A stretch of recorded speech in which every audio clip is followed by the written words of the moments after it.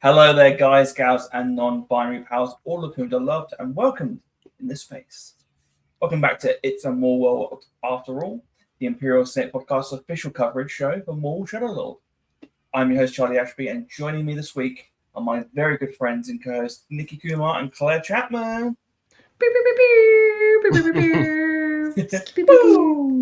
What up? How did it be? How was your May the 4th, guys? This episode came out May the 4th, final episodes. How was your May the 4th day? It was a lot, dude. Yeah. Like starting your day with these two episodes is a wild thing. I feel like it's been a minute since like May the 4th has like dropped such juicy bangers on the day. So I was very pleased. And then all weekend I watched Star Wars leading up to it, and I went to a football game, which had Star Wars folks there, so that was fun. Yeah, May the 4th went this year. I had a good May the 4th. I watched Clone Wars. I watched Blue Shadow Virus. Yeah.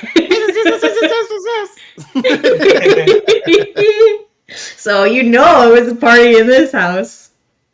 Oh man, yeah, that's great. I think I mentioned on the last episode, May 3rd, I went to go see Empire Strikes Back with Billy D. Williams talking beforehand, which let me tell you, that didn't go great, and it was not Billy D's fault one bit. It was the absolute noob they got to run the Q&A. It was just rough. It was just rough because it's like Billy D is 80-something-year-old man, and he's gonna ramble a bit. Yeah, and he's gonna not quite answer your question. Yeah, and you kind of need to be like able to roll with that. Yes, and she wasn't very good at that, unfortunately, and also would misspeak with like Star Wars things. And I was just like, if you can't like on muscle memory alone say the word Skywalker, like you probably shouldn't be interviewing Billy D. Williams. Like you probably just shouldn't. And then it was like there's just times where she was like, "What's your favorite like line or part?" And I'm like, lady, this guy was doing coke with the Stones while they were filming this. Like, why are you asking him specifics? And Billy D said, my favorite line was, "We're looking for some pilot called Skywalker." Yeah, to Billy D's credit, again, I don't know how much he was like even understanding what she was trying to do, because he was doing a lot of like, what was that? But to his credit, he did pull that one out of the bag when she was like, "What's your favorite like line or part or whatever?" And he's like, "Oh, what was that?" And she's like, "Favorite line." And he's like, "Hello, what have we here?" There we go. And everybody, yeah. You have to, man. Yeah. And then there's this like fascinating thing that happens in Los Angeles when people go to events and they're just kind of weirdos. So this has happened now twice to me at a Q&A, one with Guillermo del Toro, now again with Billy D. Williams. And I'll start with the Guillermo version because that one was funnier. This guy like pulls out his phone, and like it's a big phone, and he's kind of older also, so the brightness is way up, and so he lifts it up, and we're just like, oh my god, I'm blinded, and now I can't not look at what he's gonna type into his phone. What does he type into his phone? Oh no. He types into his phone Guillermo del Toro. He just Googles the guy. I'm just like, my man, he's right there. he's like there. You don't have to search him. He's right there. If you felt the need to Google, why didn't you Google before? That's a fascinating question. Why are you there? And now a guy at Billy D was Googling Billy D. And I'm like, this can't be happening again.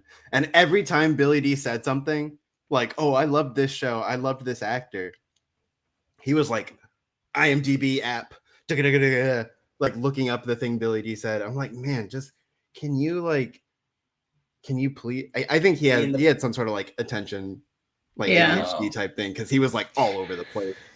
But this is when you bring a notebook and a pen in your pocket and be like, Billy D likes Star Trek. Yeah. And then Google it later. Just like maybe be present and watch him there.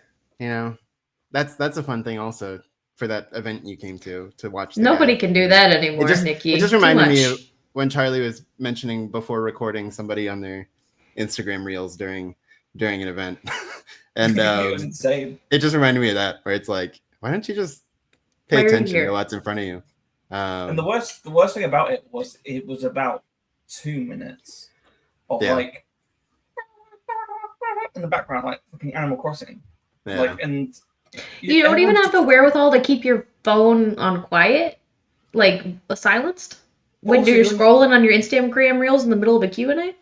You're in the room with Kathleen Kennedy, who's produced some of the greatest films, you know, groundbreaking cinema of all time.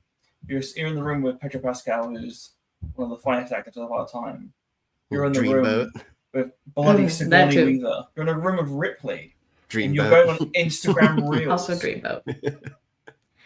Like, I can't. On Instagram Reels is better than being in the room with Ripley. 100%. It's insane. I can't even process it. But yeah, otherwise, movie was awesome. It's amazing, beautiful theater to watch that kind of movie in. So that was great. That was my May 4th, and I came back and just sort of got mind melted a little bit by what this show had in store, and then my May 4th as a day was pretty chill. I think I mostly stayed home and just relaxed and threw a few things on and whatever. I do have a little May the 4th week thing that happened on Thursday, actually. Tell us. A lot of fans are asking, yo, where's Maroc? You get to eat it off that cliff, and they're like, where is he? And on Thursday, I found Maroc himself. Mr. AJ Locasio at Universal Studios. Wow! I saw him. We found him. Yeah. Proof of life. He's here. He's enjoying FanFest. No, he was like far enough away to where I'd have to like divert. Yeah. And also like, being around here long enough, you're just like, hey, that's cool. Enjoy your day, bro. If he was like behind me in line, I would have said something. But that was just kind of funny to see him. And that was a good time also. There was no Star Wars in Universal, but Star Wars came to you anyway. Yeah, it's true. And I got to I did get to walk around because they do all these like little, it's like horror nights but not scary, if you know like the horror nights type thing. I love horror nights. And so like one of the events they had was a Scooby-Doo mystery, and you had to like, they drive you onto the lot and they set up this like mystery of this film that's being made in Little Europe on the Universal lot, and they had to like the mystery machine gang, whatever, I can't remember if they have an actual name. Mystery Inc. Mystery Inc. There we go. And then Mystery Incorporated. So the like actors there like walk around, and you have to like, you got little books and you can like find the clues, and then you have to unmask who the phantom director was. I'm sorry, you were involved in the Scooby-Doo episode and you didn't tell us. You just buried the lead on it. Oh my god. That is the coolest. Yeah. So that was a fun one. Yeah. And yeah, it was just fun to walk around like Little Europe, where they like filmed 1931 Frankenstein, and right. Like part of the mystery was the guy awakens the Universal monsters. So like, Dracula, that's so fun. Like Dracula, the bride, Frankenstein's monster, Abbott and Costello. Wolfman. They were all like walking around, part of the mystery. And it was I won't say, I don't want to spoil it for anybody who might go. Still a week left to FanFest, but that's so cool. It was, I did get it right in terms of who the bad guy was. So yeah, that was great. I bought a box of Scooby snacks. Oh my god! And I saw AJ Locasio. What a May the 4th week event. I saw John Mulaney last night. Jesus. And Jon Stewart. Los Angeles is weird, man. This is a surprise guest. So Jon Stewart, who now I will connect it to Star Wars just to bring it all back. Jon Stewart, of course, being the inspiration for Obi-Wan's home planet, Stu Jon. Yeah, of course. Yeah. So there we go. Beautiful. We're back. We're back in Star Wars. Full circle, baby. What a week. There we go.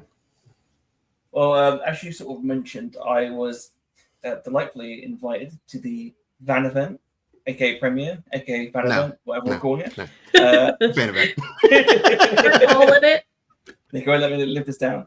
I went to the fan event for The Mandalorian and Grogu, where we got to see the first 20 minutes. Of course, I can't talk about what I got to see or what I thought of it. But Now with that attitude. yeah, you have to come back next week. We might let you know. Really great event, really fun to hang out with our fellow podcasters and creative folks in the UK. Love you all. Shout out. Some good lads out there. I saw some fun One of them people, a guest of this very show. Yeah. Yeah. Exactly. Yeah, George was there, who spoke a few weeks ago. Lovely guy. And we also, it was just fun. Like we got to see loads of people, some entertainment people on the red carpet, which we watched them walk down. It was strange. One of the best parts actually was afterwards. We went to the Burger King in Leicester Square, which has been decked out in like Mandalorian stuff. Did you get a Grogu shake? I didn't, but I got the cup. Come on. And I had the Mandalorian meal. There you go. What color did you get? I haven't checked it actually. I think it is blue. But I didn't want to take it. I came back so late that night and had to work the next day. So I was like, I'll figure it out. I also got blue. blue. So good. They're all the same actually, or they all have the same art, except the color then sort of highlights a different character. So that's cool. So like all the designs are on every cup, but each one picks. I didn't know that, but I was just like, oh, the blue looks cool. And as you will inspect your cup later, the highlighted character on the blue cup is Garza Berelios. Thank God. So let me just say, I'm a happy man. That's all I'll say about Garza Berelios. I'm a happy guy. I can't wait. It's so good. Shout out to G. That's the only thing I'm disappointed with in terms of this whole marketing tool. If I have one criticism, it's that we haven't got enough Steve Bloom. There's not enough Steve Bloom. Never enough. Yeah, he hasn't made any. He hasn't been. Yeah. I'm sure he'll be at the LA one. Hopefully. I guarantee you. It's the sort of thing that he would go to, but it's just it's just a shame not to see him more out there. But I get it. Yeah, I do get it. But yeah, it was really fun. We went to obviously Burger King, had a meal, and then we left. Outside, we waited there for about 5 minutes, and we did a podcast, which you can listen to on Fact. Really fun, just to break down what our first thoughts were and how we feel about the film in general. And then, as we're recording, he must have been a guest at the premiere, but he was also there. This like an hour later, so this is like press premiere. The fan event. Sorry. Yes, Nicky, the fan event. flowing outfit was Sam Ryder, the Eurovision artist for the UK a few years ago. Oh shit! That's funny. Looking incredible. Like I was like, but it was just funny because I was like walking into a Burger King. Like, okay, game respect game. So that was fun. That's fun. But yeah, that's what I did this week really. Come on. I got my last week. I showed you the May the 4th purchase was, of course, my little Jango Fett Black Series figure. But I did buy myself another tree a few weeks ago that I haven't done. I haven't built it yet, which is the mini little Lego set, which is the speeder bike of Mando and Grogu. Oh yeah, that's a fun little one. Yeah, I'll be putting that together later on today. They actually made a new Grogu minifig for the film. Wow. And he looks really good. They made it. They like rebuilt his torso. So I think also because they're now also Anzellan pieces, and I think it's now like also representative of him against an Anzellan. Mm. Oh, that's great. So, Yeah. so That yeah, makes sense. but good times. Good times. Good times indeed. Well, we're here to talk about Maul Shadow Lord, of course. These are the final 2 episodes of season 1. Of course, we know that season 2 is coming. Probably has been in the works for a little while now, maybe like a year or so. So pretty chuffed that the story gets to continue. Don't have to worry about will they continue it, will they renew it for next season? We already know. So you get to go to this finale, thinking, okay, we're on smooth grounding. Nothing terrible could happen in these 2 episodes. How wrong were we? Chapter 9, Strange Allies, written by Christopher Yost, directed by Stuart Lee, and Chapter 10, The Dark Lord, written by Matt Michlovitz and Brad Rao, directed by Nathaniel Villanueva. My God. There's a reason why they kept that last episode title a secret. Yeah, that's actually like the first thing I was gonna say too. Like, what a delight! What a delight it was to not just to wait for that to come on screen. Yeah, because that was really awesome. Yeah, it was. Yeah, I mean, my God, just these episodes didn't stop. Like neither one of them. It was a lot. Like it actually was a lot. I'm like, look, coldest take for the real ones out there. Animated Star Wars is the best Star Wars. This is on par with some of the absolute best Star Wars animation, in my opinion. Especially these last 2 episodes. Mm-hmm. This was so layered. And you sit there, and as a fan of Star Wars, you're like, sometimes you think you have Vader fatigue, right? You're like, they put this guy in everything. They got a new comic. They got a new this. They got a new that. And then he shows up in the way that he made you feel as a small child watching these movies for the first time, as scary, as menacing, as just the epitome of terror. And you're like, oh shit, yeah, Vader, put him in stuff. Put him in it all. Do it again. I was so excited, dude. It was so good. The use of Vader in this was so good, and the implications of what it means for Maul, who had already a couple weeks ago, I assume at this point, told Ahsoka, like, you remember your master Anakin Skywalker? He's already in the pocket of the Dark Lord of the Sith. She's like, sure, Jan. And now he gets to see the apprentice that he was cast aside for in full glory. That's just a geeking, just geeking out. There's so much I want to talk about that. We'll come to that in a moment. Yeah, he's the headliner.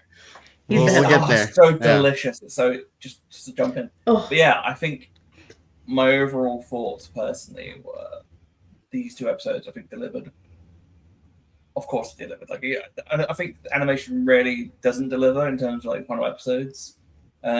And the story arc for the first series, I thought was pretty bold, really well done. But yeah, like you said, it's like it just didn't stop.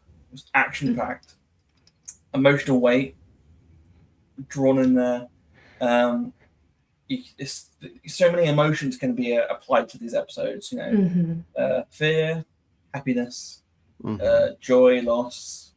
There's like so many moments that just hit you in different ways. And horror movie anxiety. I have to agree with you, Claire. Like there's a phrase that people say, and I appreciate people that want more different storytelling in Star Wars, like Andor and everything. And agree. Of course, like the more stories, the better, actually. Yeah. But when people want that, they ask for that, but then they apply the extra caveat of we're tired of the Skywalker characters or family, or like we don't need more stories with them. You're wrong. Don't act like you don't like this shit. Don't act like Darth Vader shows up and you're not like, I'm in it. Like, this is the best. The character has lived for over 50 years, and he continues to be, exciting. We get to see new facets of character, even though it's been 50 years. in the comics, in the games. Yeah. You will watch Ahsoka and feel so much love and joy at this character being redeemed and being this, like, this heroic figure now again. And then you'll go into this and you're terrified of him. Like, it's just fascinating. You go into Jedi Fallen Order and you fight him in the Inquisitor's lair and shriek your lungs off. Go back to check out my playthrough on the Imperial Senate Podcast YouTube channel. Watch me shriek. It's so good, especially the second game. And they're like, I actually have to fight him. Okay, bye. I think as well, what I thought was really fun was that it doesn't matter what year it is. Like the way the Vader as an icon, like an iconography, works so well. The moment when he comes out of the like smoky jungle, my immediate, I don't know about you guys, but my immediate like visual thought was the Mind's Eye, the cover. Yeah. I can see Yeah. And I was like, oh, so cool, like that image or that sort of idea of Vader in this like smoky, like sort of jungle, like it works. It doesn't matter what you do, like it just works. Like it's just so so good. Nicky, what do you think about like overall these final episodes? I mean, yeah, it's one of those. Okay, we will now be full transparency here. Vader was, of course, one of the character posters that got put out there, and some of us saw it, some of us didn't. I didn't. I was so pleased. There we go. That's a win. But I did see it, and it didn't bother me because I always felt like he had to be a part of this story.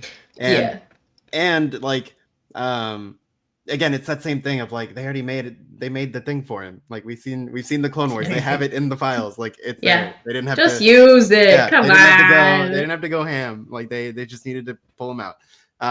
And so it's like, yeah, just seeing that, I was like, okay, we're building to something big, and like we don't know how big, we don't know what extent they would use him, but that did not disappoint. Like it was just like, I think there's that thing, like again, like people do bring up the tired of Vader or whatever kind of thing, and I think that is a very much like your mileage may vary depending on how much you consume. Like I haven't read a single issue of a Vader comic, so like he's still kind of fresh to me, like in that regard. Like I still feel like it's been a minute. Yeah, like I don't know. Like I feel like there's still things to know about him, especially this era, and it's why that Dark Lord novel that James Luceno wrote is still so beloved, because it's like you get that just in the suit Vader inner monologue of like what is actually going on, and I think that's what's still fascinating to me when I watch him here. I still think about him like because we can talk later about the fact that he has not one word to say, but like I still think about him still not sure what he is himself, like in that suit. And so like that's all really cool to me, and I love the idea of just doing this bit and just sort of illuminating who he is at this point in the timeline. So, I mean, there's all that. And then of course there's literally everything else in these episodes. So, yeah, I mean, I just love them. I've watched them a few times now. They're kind of like impossible to not just like restart when you finish it. And so yeah, I guess, we can build up to the real big stuff, but let's go ahead and start with Strange Allies and build up into Mr. Vader. So of course, as we know, Dryden Voss is coming, right? He's on his way. And we actually get him. So I guess we can start there. I'll throw it out. What'd you guys feel with the appearance of Dryden Voss? I will say I was maybe a little bumped by the voice performance, not quite living up to Paul Bettany.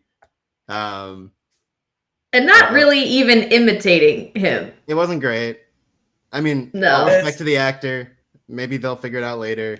But it didn't quite feel like the character I was anticipating coming. Yeah. I think there was like shades of it in there. It came in briefly, maybe, Briefly, yeah. And I think maybe that might be, you know, he's like getting into the character a bit more. Maybe as the series progresses, we might get, the performance increases. I do get it. Like I was a bit disappointed. First of all, I was just a shame that Paul Bettany couldn't reprise the character for whatever reason. Yeah. But like we're so used to like different actors playing these parts, that's absolutely fine. I thought the menace came across well. This is a weedy sort of character, so I sort of appreciate that side of it. Like I and again, we only saw him for a little part, so I'm not going to be too critical about it. But I was a bit like, oh, okay. I guess it's difficult as well when you're trying to have this character sort of like snotty, weedy, like crime boss, and you have the ultimate snotty, weedy crime boss. Yeah. in our little boy Vario running around. Right. It's difficult to have, I think, to mix those up. But he's there for a reason.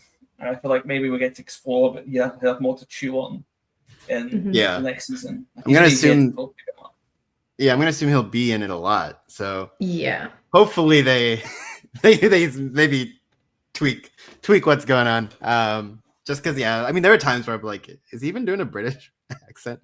Yeah. So anyway, that was just a minor thing, but it is great to see him. Claire, what was your impression of where he is right now? He seems to still be under a boss right now. And what did you think about his little plan for Maul to take him out? Well, I have to say, Mr. Boss, your plan, high risk, high reward, I guess, but I don't know if my first instinct... Okay, you know what? Maybe he's been checking in with the Pikes, checking in, with Vario, checking in with folks and being like, oh, maybe I can not get shish kebabbed by Maul and take over at the same time. Maybe we can kill birds with stones. Maybe that's the reasoning, because otherwise this is a very high-risk plan to be bringing Darth Maul in. But, I get it. And it's kind of funny to think about, because at the end of the day, he technically will take the title, but still be serving Maul. At the end of the day, like, that is, we know that's going to be the case. But, you know what? That's ballsy-ass move, and I'm glad you got a couple people that are down to do this with you, because good for you, man. Yeah. Like, what do you think about that? You miss 100% of the shots you don't take. Like, what do you think about that in terms of, like, is he dumb? Like, does he not expect... Is he dumb? Like, does he not expect Maul to just take it over again? Like, what about lightsaber force do you not see here? I'm going to say no. Like, okay. I genuinely think he's a clever move. And one is because I have the benefit of knowing the future of the character. And two, I just think Maul and Voss are very they're the right person for each other in terms of this whole exchange. And I think I mentioned it last week. Like, I sort of laid out an idea of what I expected this to be like. I think I got pretty much on point, where it's like Maul is in charge. Dryden Voss doesn't really care about being in charge. That makes sense. He is there for the money, right? Like, he wants to have he gets the respect of visually being in charge. But pretty much he's got literally the devil. Like, you can help him out. Yeah. You can use the Force. It's the best of both worlds, right? Devil. Yeah, they next season they're going to be riling up the dough.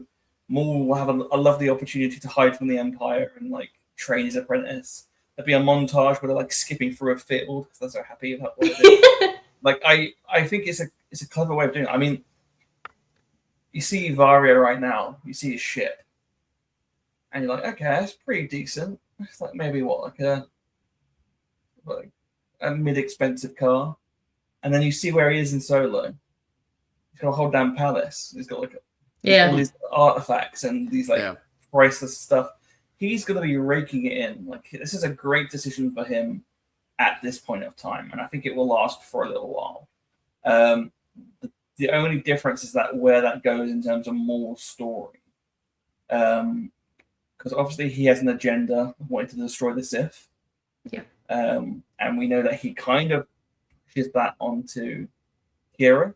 who share the same ideals, and we know that another character may be joining him in that regard. Mm-hmm. So it'd be very interesting to see, like, if he has to balance his criminal activities with his intentions of trying to stop the Emperor. Because, of course, the criminal activities are sort of benefiting from the Empire in a strange sort of way. So, yeah, it'd be interesting to see where that goes next season. Like, he has to balance those ideas and conflicts. And benefits him because it gives him some extra protection. Another buffer, another layer of easily getting away from some Inquisitors. He's got a lot of connections that'll help keep him safe on his plan, but yeah, it's like you mentioned in this series, like when he left Mandalore, he should have had this protection and extra ways of escaping. Now he's making sure that that's embedded in there. Yeah. And I think having Crimson Dawn as the main hub rather than the Shadow Collective is like a better hideout for him. When he's in the Shadow Collective, everyone's aware of him. It's not like it's supposed to be a secret, but everyone's aware of it. Like even in this series, like, oh yeah, I should look like Maul right now. If he's hiding behind Crimson Dawn, it gives him an extra cloak of, he's the Wizard of Oz behind the curtain. Yeah. For sure.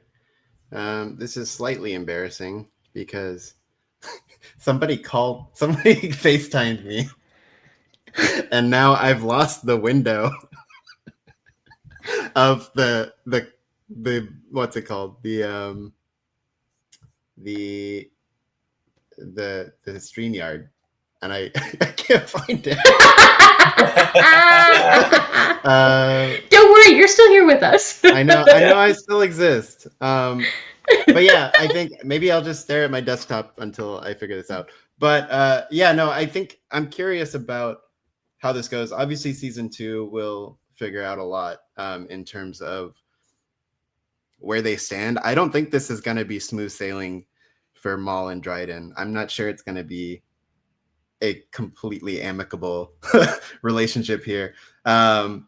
Because it's very much like right now, I think Dryden's like in this position of, hey, I get you out of this planet and you help me take this syndicate. And I think clearly Maul is gonna turn him into his little minion. And I don't know if that's what Dryden wants. I don't know if that's part of the deal. And I think by the time of Solo, that deal has, like you said, been sweetened. But I don't know if that's what Dryden wants in this year. Not right now, I don't think. So that I think is going to be some interesting tension. And then with Maul being just this sort of run against the Sith and Sidious and this machine Terminator that he has no idea what it is, but he knows it's there. That this is now part of his mission. And I wonder actually how much this recontextualizes Solo, like his appearance in Solo, or how much that informs the fact that he might get distracted from that mission by getting engulfed back into the underworld. Because I always think he just looks a little fat and satisfied. That's my perception of him in Solo. I mean, he's got the chain on of the the Crimson Dawn, he's these are my guys, right? And he just seems very happy, or very satisfied with where he is in terms of this power structure. So I wonder how much that's going to be recontextualized, or how much one will retroactively inform the other and where the two-way street goes. So that's gonna be all fascinating to see that unfold, and how deep this goes. Is Devin still in the picture when Solo is around, or that Solo time period? Is she even here? These are all these really fun questions that I hope get, if not revealed, at least colors in a little more of the picture, as we just continue to bridge this gap between Clone Wars, Shadow Lord, Solo, and Rebels to just sort of build this through line of this character. Because man, he's a lot. It's so funny when you mentioned about like sort of generic, the successful businessman, criminal, rich person. Like they're always like getting fatter or like larger because they get to they're well off. Mm-hmm. I just want to see the Malachor diet. But more with like, do you wish to lose weight? All you need to do is get trapped on this planet. You'll cut quick, man. Like real quick. Look at me now. Just because you brought that up, I do want to say I would be thrilled if he like discovers Malachor in this series. Like also because I'd love to see it.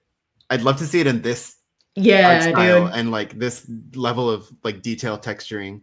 Because obviously with Rebels, as beautiful as it looks, like it is still the Rebels like budget. So it's like a lot of like the sort of Ash figures are just kind of a little Play-Doh-y kind of thing, just because they're there.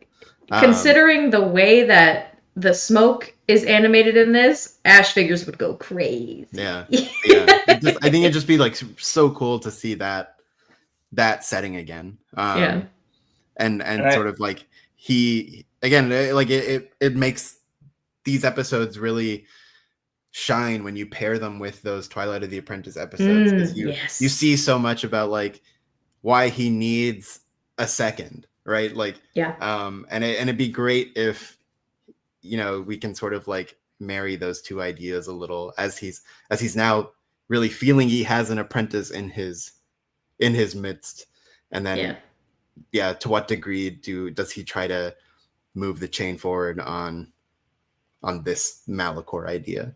I'd love it if it showed up. It also is like changed my idea of like in my head. You have always this like head canony sort of like ways of processing things. Yeah. And it's always good when they're challenged and then you can alter it and change it. It's like history, right? Like, oh, well, now we know that this happened and we can work out what happened with it. So like I always just figured like maybe like Kira dumped him on Malachor and like yeeted out. But now there's a possibility of like Kira and Devon like just dumping this old man on this planet and like, bye. Sick of your shit. It's very fascinating. Yeah. There's so much more. Yeah, that's why I love these stories, because it doesn't. Yeah, it fills in holes, but it also gives you more room to explore. And more but it fills in some holes and digs 19 other holes. Like, we got new holes we gotta fill. Call my man Stanley Yelnats the way we digging holes here. Digging dig it. And somehow Sigourney Weaver becomes relevant again. Fate. There we go. Well, that's too damn bad.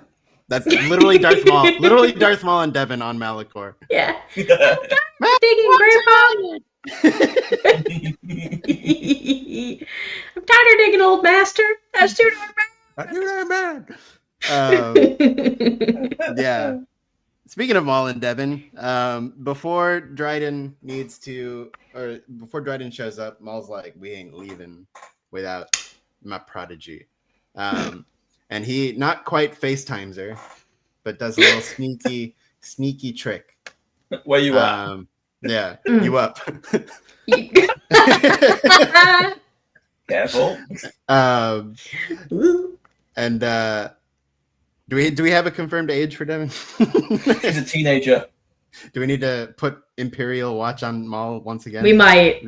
Put a new file on him. Look, he's a 15-year-old stalking a young kid called Ezra. I feel like he's definitely on some sort of list. Yeah. Look, he's just a single dad trying to adopt some kids, That's all. He just wants to be a daddy. Against their will. Against their will. Who hasn't used emotional manipulation to make someone join you?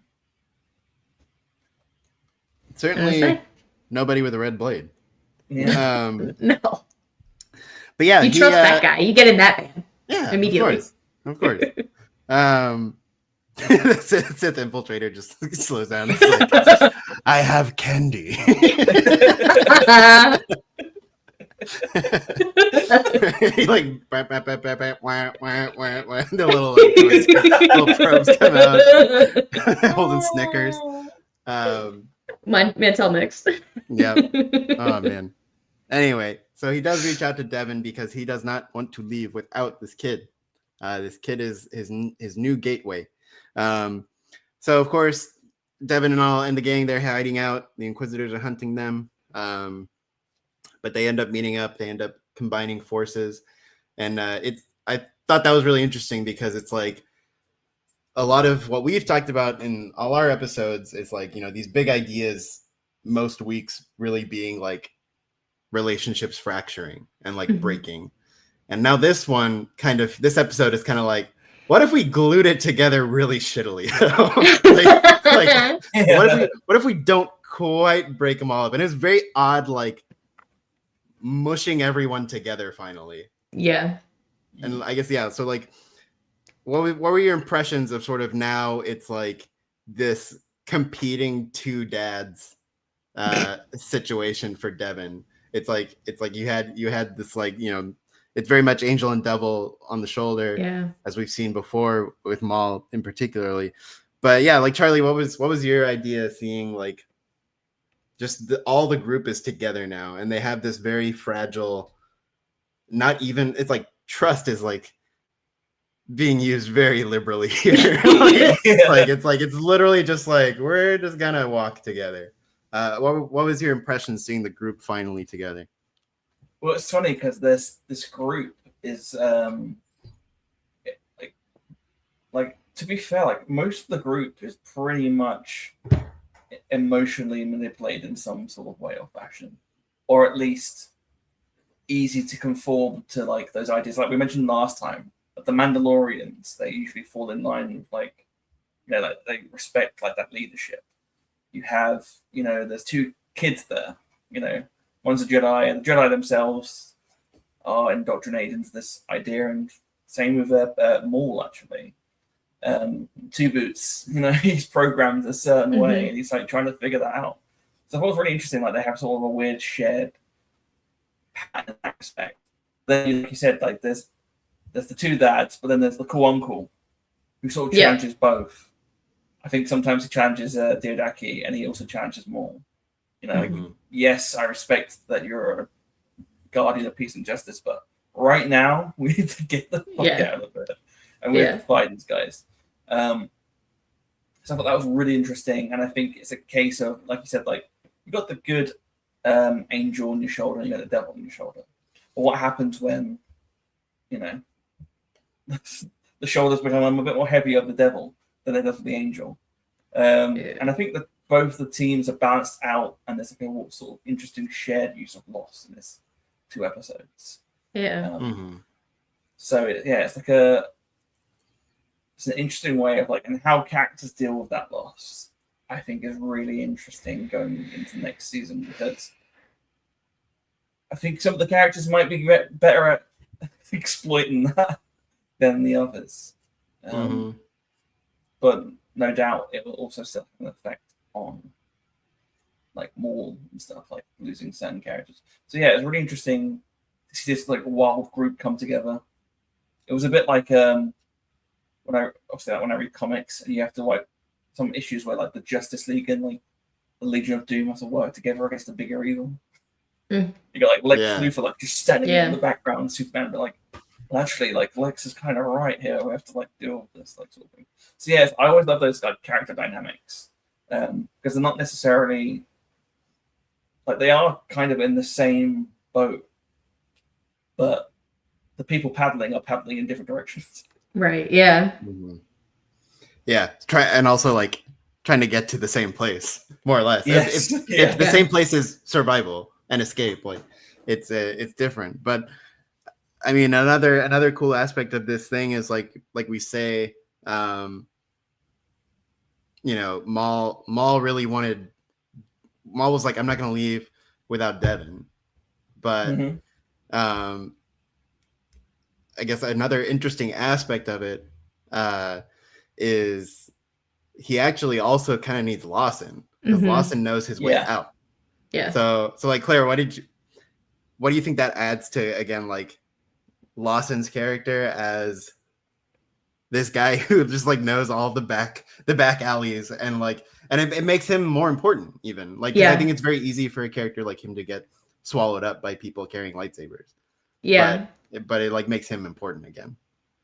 Yeah, I thought that it's such an interesting thing because it added an extra layer of, first of all, a valid argument to do this for Bo-Katan, Bo-Katan, what am I saying, for Rook Cast, who probably needs another, whatever. But not the same at all. But it's another layer of convincing to go along with this plan to pick this kid up. Convenient for Maul. And also convenient for everybody else to stick together, as opposed to I'm gonna run off, they're searching for me. It's beneficial for all. But of course Lawson's gonna say yes. A, he needs to get the hell out of there, and B, this isn't the first time he's working and keeping a gentle peace with the seedy underground. You find in Maul Shadow Lord, that's kind of how this Maul, the Shadows of Maul, the comic series, that's kind of the way this works, is that the syndicates are all kind of working against each other, but if we keep your shit over here and at this level, I don't have to step in and stop it. If we can keep the general population safe, if you all do your criminal shit low enough and out of range of these things, we can all peacefully coexist. That's kind of the mentality that Brandon Lawson, and he's like, I don't like you, I don't want you doing this, but I know but we are able to maintain a peace on this planet that is tentative, but maintained. Yeah. So this is not his first time hanging out with the criminale. But yeah, it's a perfect play. Is Vario from Janix, or is he an outsider? Does it tell you? It's unclear. I think he is, because this is where his major operation is. Or at least that is where he has maintained his major operation. We don't have too much backstory on that quite yet. Shows up. That would be a really interesting piece of story to learn, like why. Yeah. I'm interested because it's still ongoing, so there's still a lot that I need to know. But because what I find interesting as well is the Lawsons and potentially Vario are like the only people that belong are from this planet. Yeah, and it's like every sort of like bad decision or like conflict, and even within the group, they're all outsiders fairly. Yeah. I find it really interesting, like in sort of another conflict within themselves as well. Like there's these people that are having to leave their own home because all these outsiders, whether they're good or bad, they done messed it up. Showed up. It's also just a funny dynamic because like we see it in the very beginning, and also in the sort of the climax of episode 10, where it's like just those little moments where Varya's like, Lawson, didn't think I'd ever be happy to see you. And then also like, at the end when they convince him to do his little diversion, and he's like, man, you freaking Lawsons, like it's there's like there's a relationship there. Yeah, there's a relationship, and I think to Charlie's point, I think there's this almost like butting together of like, we know each other. It's like we go way back. Yeah. And it's like, look at these guys messing it up, freaking me out. Yeah, but I kind of know you guys.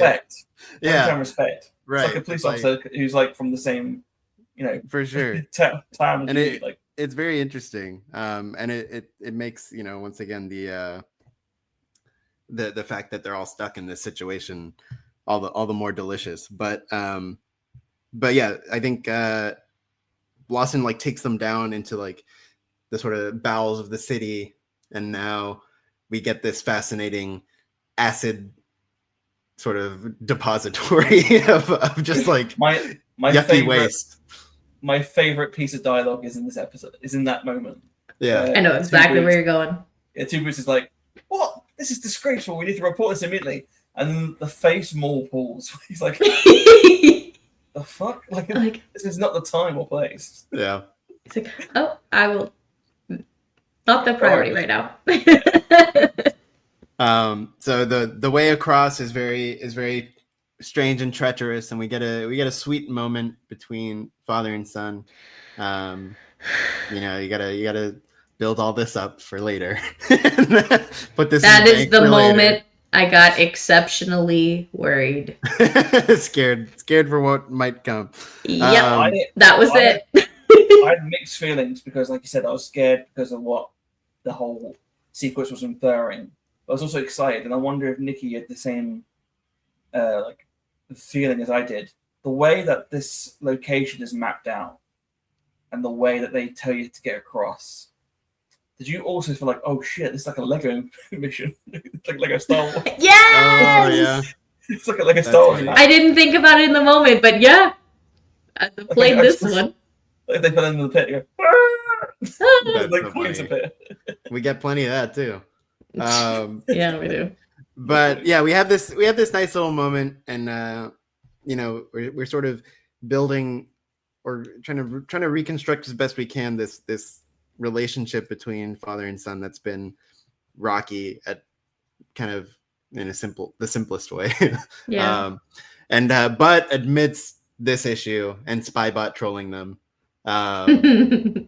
the Inquisitors show up, and Marak and Crow arrive on the scene to do their business. And let me tell you, that initial shot of them running in, and like the animation style, it was like almost like anime.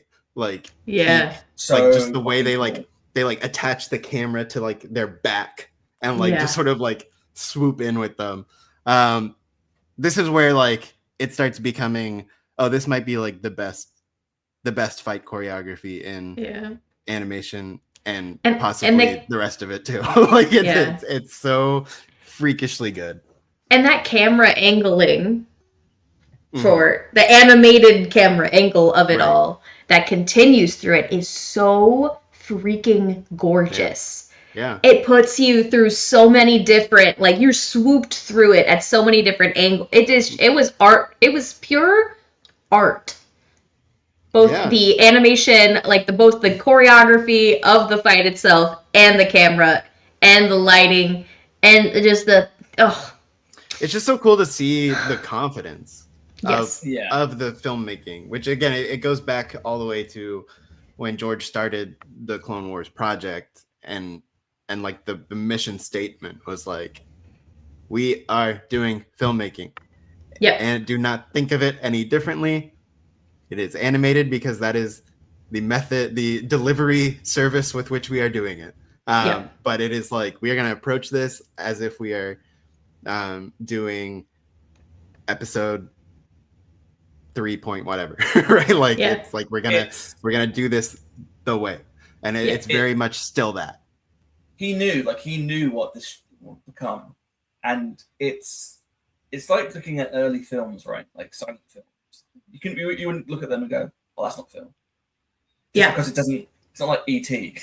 Like they're both film and they're both beautiful, and it's a process. It's a evolution, and I think George knew that. And well, if you ask George also actually, just because you brought up silent film, George has a very funny, like specific opinion about silent film, because he's like, it's like that is when cinema was at its purest. Everything has just been kind of like watering it down since then. but it is just interesting. Like again, but too, like what you're saying, like that is how far back he's thinking. Yeah. To the point where it's like, these like basic ass like foundational building blocks of what we're trying to achieve, it goes back that far, and you're gonna apply this stuff right here.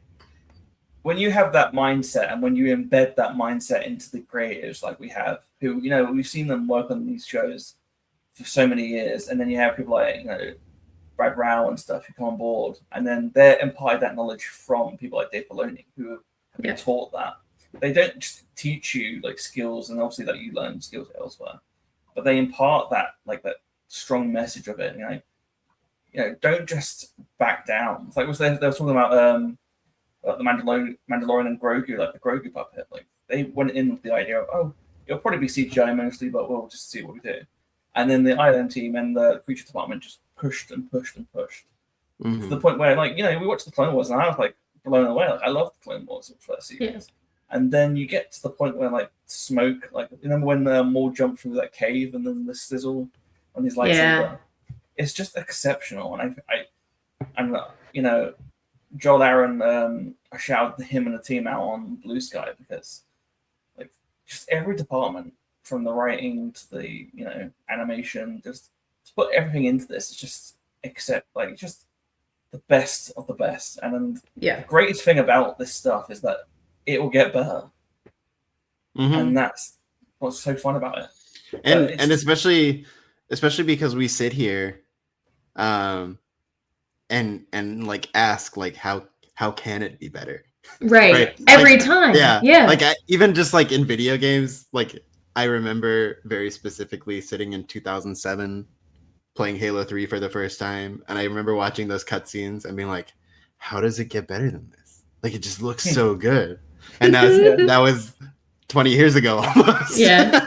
A lot has changed. It's just so many things have changed. It's similar with animation. I remember, clones used to run funny because they didn't have that quite down. That used to be a thing. But when I remember the Wookiee arc, I think, was one of the first that was maybe one of the first moments where I was like, oh, they've upgraded something. I remember lighting through the trees when the Trandoshans are trying to hunt them. I just remember feeling man, they've stepped up somehow. And again, that was, I don't even know when that was. That was 15 years ago now. And it's just that sense of man, how can they even make this smoother? How can they make this more dynamic? And it's they always do. They always find something. And again, it's the confidence that is just continually replicating on itself. And it highlights, I think, the importance of things like Tales of the Blank, which they explicitly said is the training ground. That is where we sort of get people to sort of experiment a little, try new things, try them in these smaller bite-sized chunks. And so that's why I hope that just continues to go on and on and on. Yeah. But yeah, I mean, it's incredible how they're always able to just build on each other. And it was so incredible that we lost Charlie now. Oh, he couldn't handle it. It was too much. No, the rendering capacity of Star Wars animation unfortunately does not translate to Charlie's computer. No, Charlie does not have the same rendering capacity. No, unfortunately not. We'll see if he comes back. Maybe we can tread water a little bit, or tread acid, as they say. I'm going to say some people did not tread acid very successfully this week, but they were cool while they did it. I'll tell you that much. True. That is very true. He lives. Okay, great. Not bad. No worries. You survived. It's all good. You survived your acid dip. I don't know what the last thing you heard was, but we can jump forward into discussing how basically this episode turned into, if Crimson Dawn already has this spot filled, we don't need you anymore. Yeah. And we start seeing the team get picked off. And it starts with Mandalorians who must be wearing some shitty kind of Beskar because... Well, they're super commandos, so they must be really good Beskar, and that's how fucked up it is. Yep. So some Mandos went down.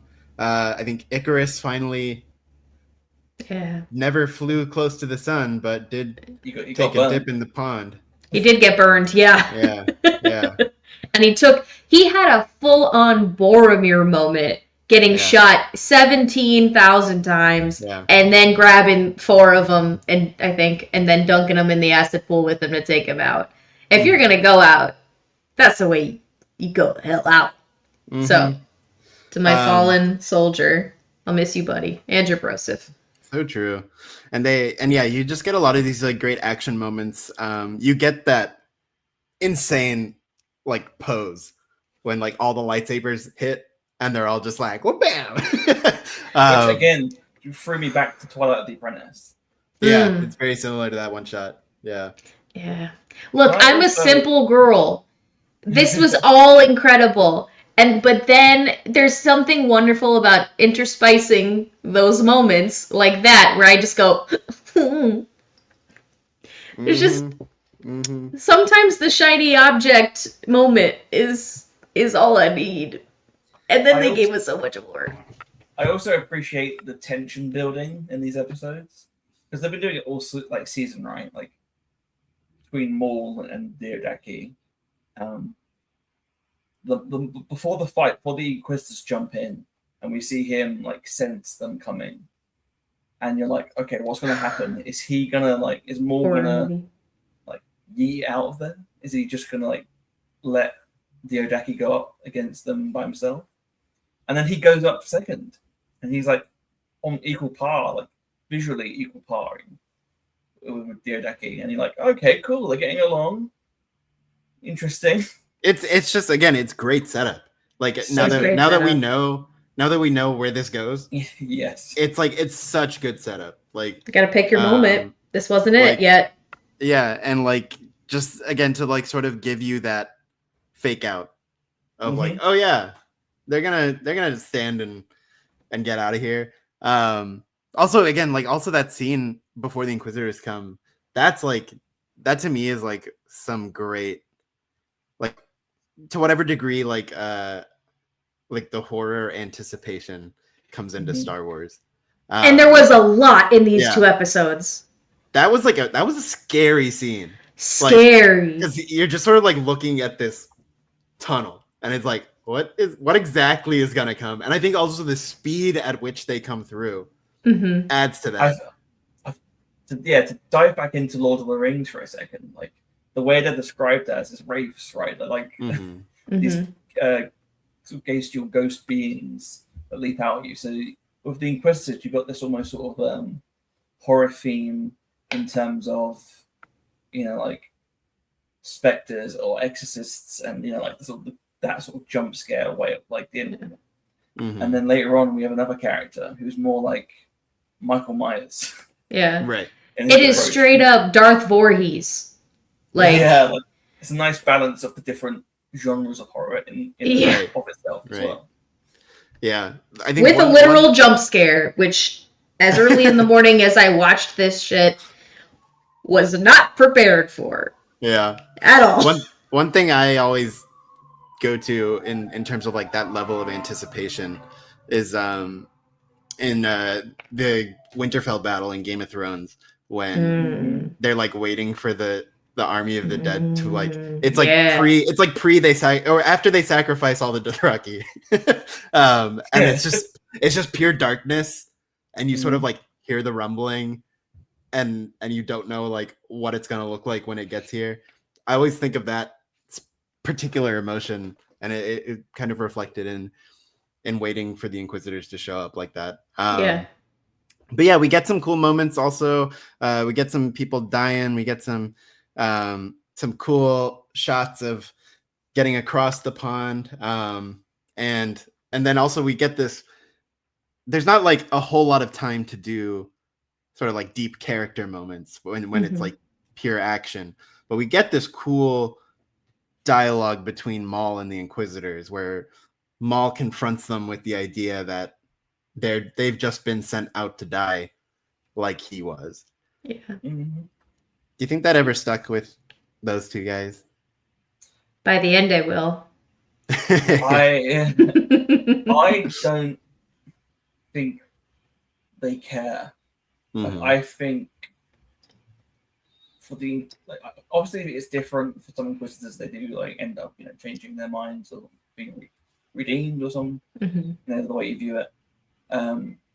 I think with these characters, it's interesting. I feel like when you're so hyped up on the hate train, it's like they're just they're not listening to you, sort of thing. But also, I feel like they don't care about dying in that regard. I think they're so far gone that, and I feel like they kind of know. I think some of the quiz pros know their position in the food chain.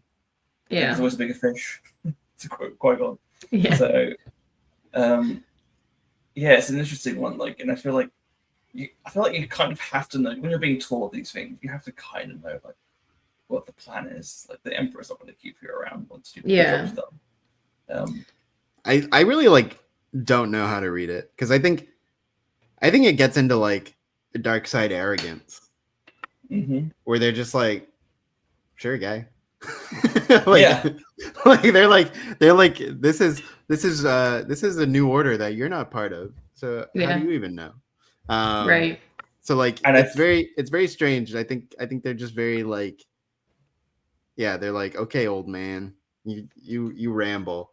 It's like this is our game now, and I think that's what's like particularly exciting. Thinking again now into the future of 11th brother Crow and the way he dies. He approaches Ahsoka, not even like with zero hesitation, and should have been maybe, a pause. Maybe he should have thought about it a little bit.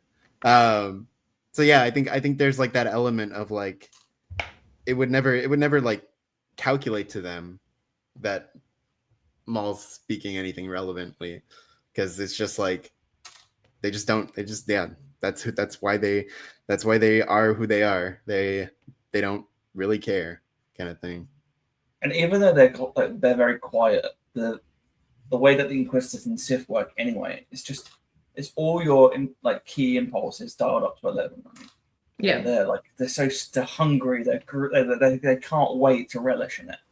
So it's like when with Crow, like when he meets Ahsoka, it's like, oh, you're supposed to be dead. Like, I'm gonna be rewarded for this. This is fucking amazing. He like something really. It's like, oh yeah, damn. Like, oh, very, cute that you think that. Very Alpha sketch of the day coded. Yeah.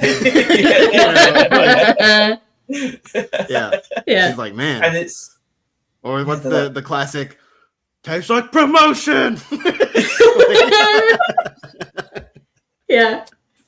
Yeah, or like that's in Obi-Wan, everyone fucking fighting each other over wanting to be like the one to tell them that they found Obi-Wan. Yeah. It's like the weird kids. They're like a single father who's abusive and drinks. Poor Benny Safdie. Nobody thought about killing Benny Safdie. I know. Poor guy. He worked really hard. He did. He was fun to hang out. Yeah, but it's like an itch. They can't help it. But anyway, yeah, it's a fascinating thing that Maul is like doing this, like, or like even feels the impulse to say that to them. I do want to say as well, I will come back to this later on when we discuss it, but there's also an interesting thought process that came into my mind, which is that I wonder if Maul is conflicted about the way that he has been taught versus what's happening now. Like, does he think the Emperor has changed his way of teaching or processing? Because there's something that happens later on. There's a look that he gives and like a process that made me really interested. I think, oh shit, like that's actually an interesting point. Like, was he so reliant on the fact that he's been taught by this man? He knows everything about him. But it's been like what, 20 plus been years. A while. Yeah. So has he changed his approach? And then Maul hasn't gone into that with that sort of understanding, and he's thrown by it a little bit. I'll come back to that in a bit. Right. We'll get there. So anyway, they eventually are parted by their acid little pond. The Maul like Naruto run to like jump across, like that really cracked me up. And also I like the visual people have pointed out of him holding the broken or the detached lightsabers, and he's holding them behind him, and it's very Star Killery. Yes. So like that's a fun sort of thing to point out. I thought that was more of a reference to Eddie the Eagle, but yeah, Star Killer one. You know, you get to choose the one that most applies to you. Whatever floats your boat, buddy. Yeah. So anyway, they do separate. the team has made it out, minus Spybot, which was, I mean, pretty brutal. It was a pretty we brutal just way to go. take a moment to remember our friend, our beautiful boy. He didn't have a lot of snarky things to say when he got cut in half. I'll tell you that much. He was like, the way that his little sad robot voice said, Master. I was like, Yep. Oh, he was the most. Melted away. I hated it. He was the best of us. If only all of us could find as much delight and whimsy in what we do as Spybot did, messing with other people's fucking day. Truly. Yeah, may you delight in your life as much as Spybot did. He lived for all of us. Pettiness. I love that Maul built a droid of pettiness. It's just so... I love it. Pettiness is a part of my programming as well, so can relate. All three of us have got that. Oh, man. Okay, so we do get across, and Devin does some cool. I'm gonna hold the thing. Good job, kid. Again, we all think this team is, at least for this little portion of time, they are a team. They're gonna get through this point. But we now cross to the other side, and Marok alerts the viewers and his subordinates to let him know that they are heading his way. And it's now time. I guess first briefly, what was your reaction to that? Well, I thought it was going to be the Gascon, so I was like really upset. I was like full on squirming. Yeah. Did you know Vader, Claire? Had you said Vader in your head yet? That is the point that, well, first of all, the point is when they called their boss. I was like, are they going to put him in this season? I don't know if they're going to put him in this season. Right. I think he could come for season 2. Is he going to be here this season though? Mm-hmm. The moment that he calls that they're heading his way, I was like, yep. That's the moment that I was like, oh, they're going to do it. They're going to do it this season. They're going to do it. It was if I had $1 for every first season of an animation show, a dollar for these Inquisitors fucked up, I'd have $2 maybe.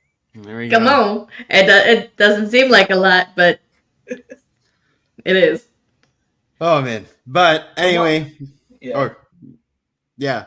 We get across, and then a critical error was made by Rookcast and her fellow Mandalorian when they decide to run ahead just to see what's up. Pro tip: don't do that. It might not end well. And, no, it sure does not, because something mysterious in the jungle takes one of them out, and Rook returns and is like, "Yo, there's something weird out there," and then she gets yoinked back in. And this clip has gone around now, socials for sure, so people may be fully aware of this. But Vanessa Marshall goes from space mom to space freak, because have you guys I take it, have heard this behind the scenes snippet of her death request. And for anyone who doesn't know, she the animators asked her what she wanted. She said, "I would like my lungs pulled out of my mouth by the Force."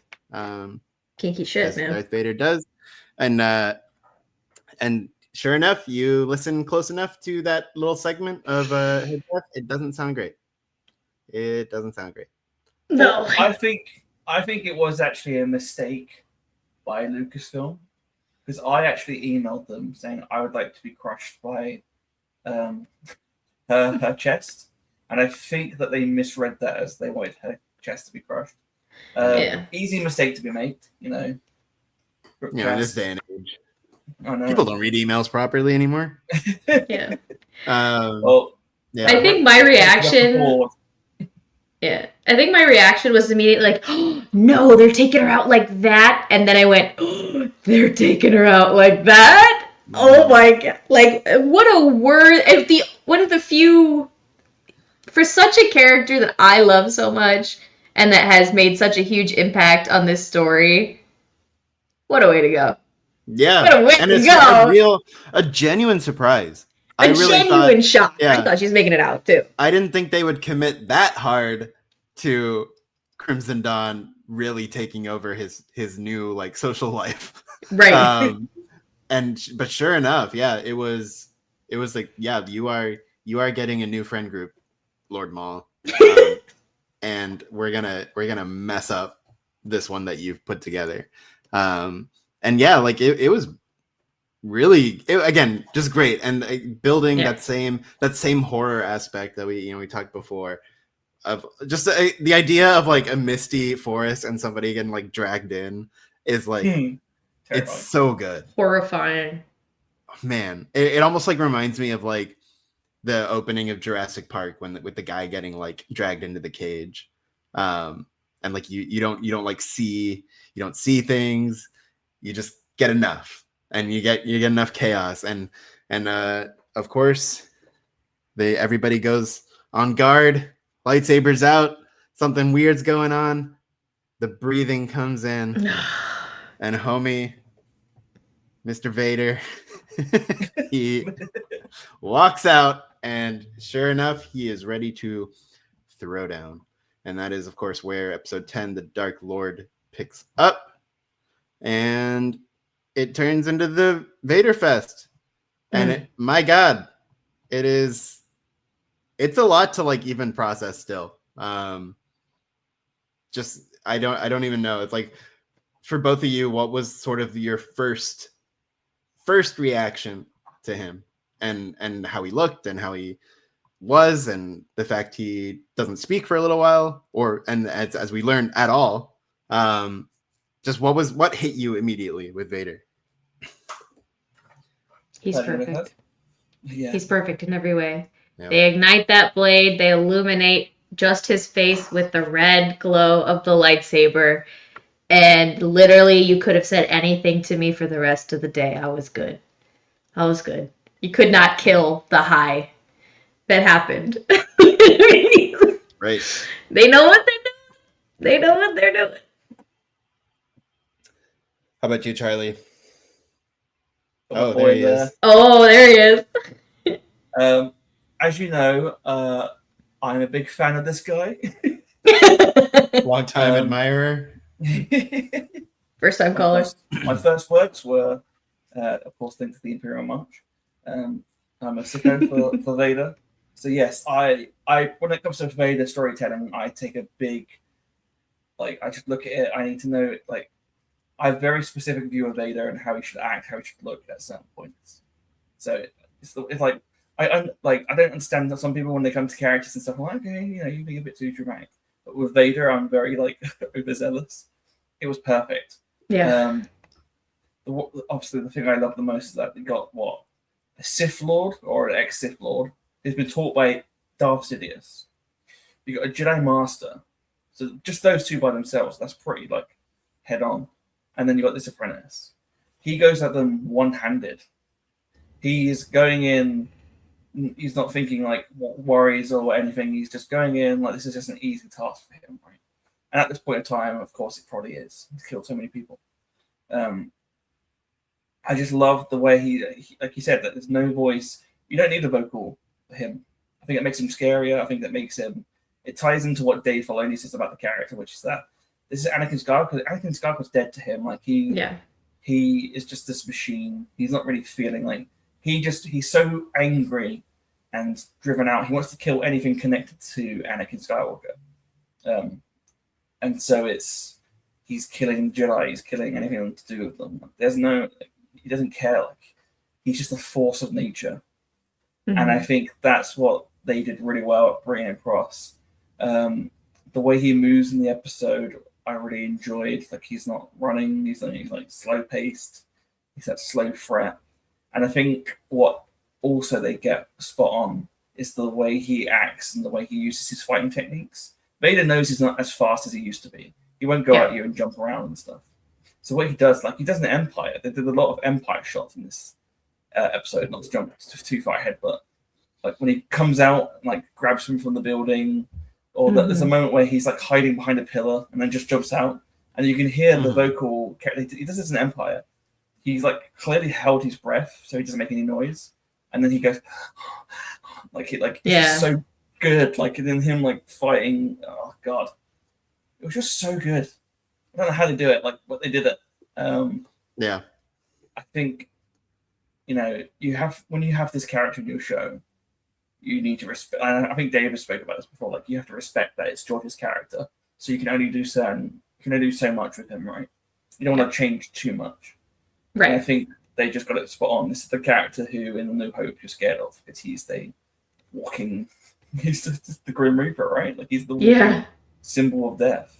And for Maul, I think that's interesting because this is a character who represents so many things about his life, his rejection, his hatred, and it's scary for him. Yeah. And what I also appreciate, and I'm talking too much, but I also appreciate the fact that he doesn't start off thinking that he's a Sith Lord. He approaches him as if he's just another Inquisitor. mm-hmm. And then you start seeing him realize how talented this guy is, and he starts to worry. And then he's like in the background, like, oh shit. Yeah. Like, this guy really good. Mm-hmm. Well, it's like, it's even that whatever it is, like, it's the fact that Maul cannot read it. Yeah. And it's like, and I think it plays into a lot of interesting things. I think I was a little, in just my initial response, I was a little surprised Vader said nothing. And I thought mostly it was because like with the James Earl Jones like selling his voice to AI and like, or like giving AI, like I thought they were just like, okay, maybe just don't do anything. Who and is like Mr. Beast? Avoid any issue of how did we get this voice. Don't distract from this like amazing thing, because I mean, we already saw people online like start complete investigations over whether or not the Celebration key art was AI. Oh yeah.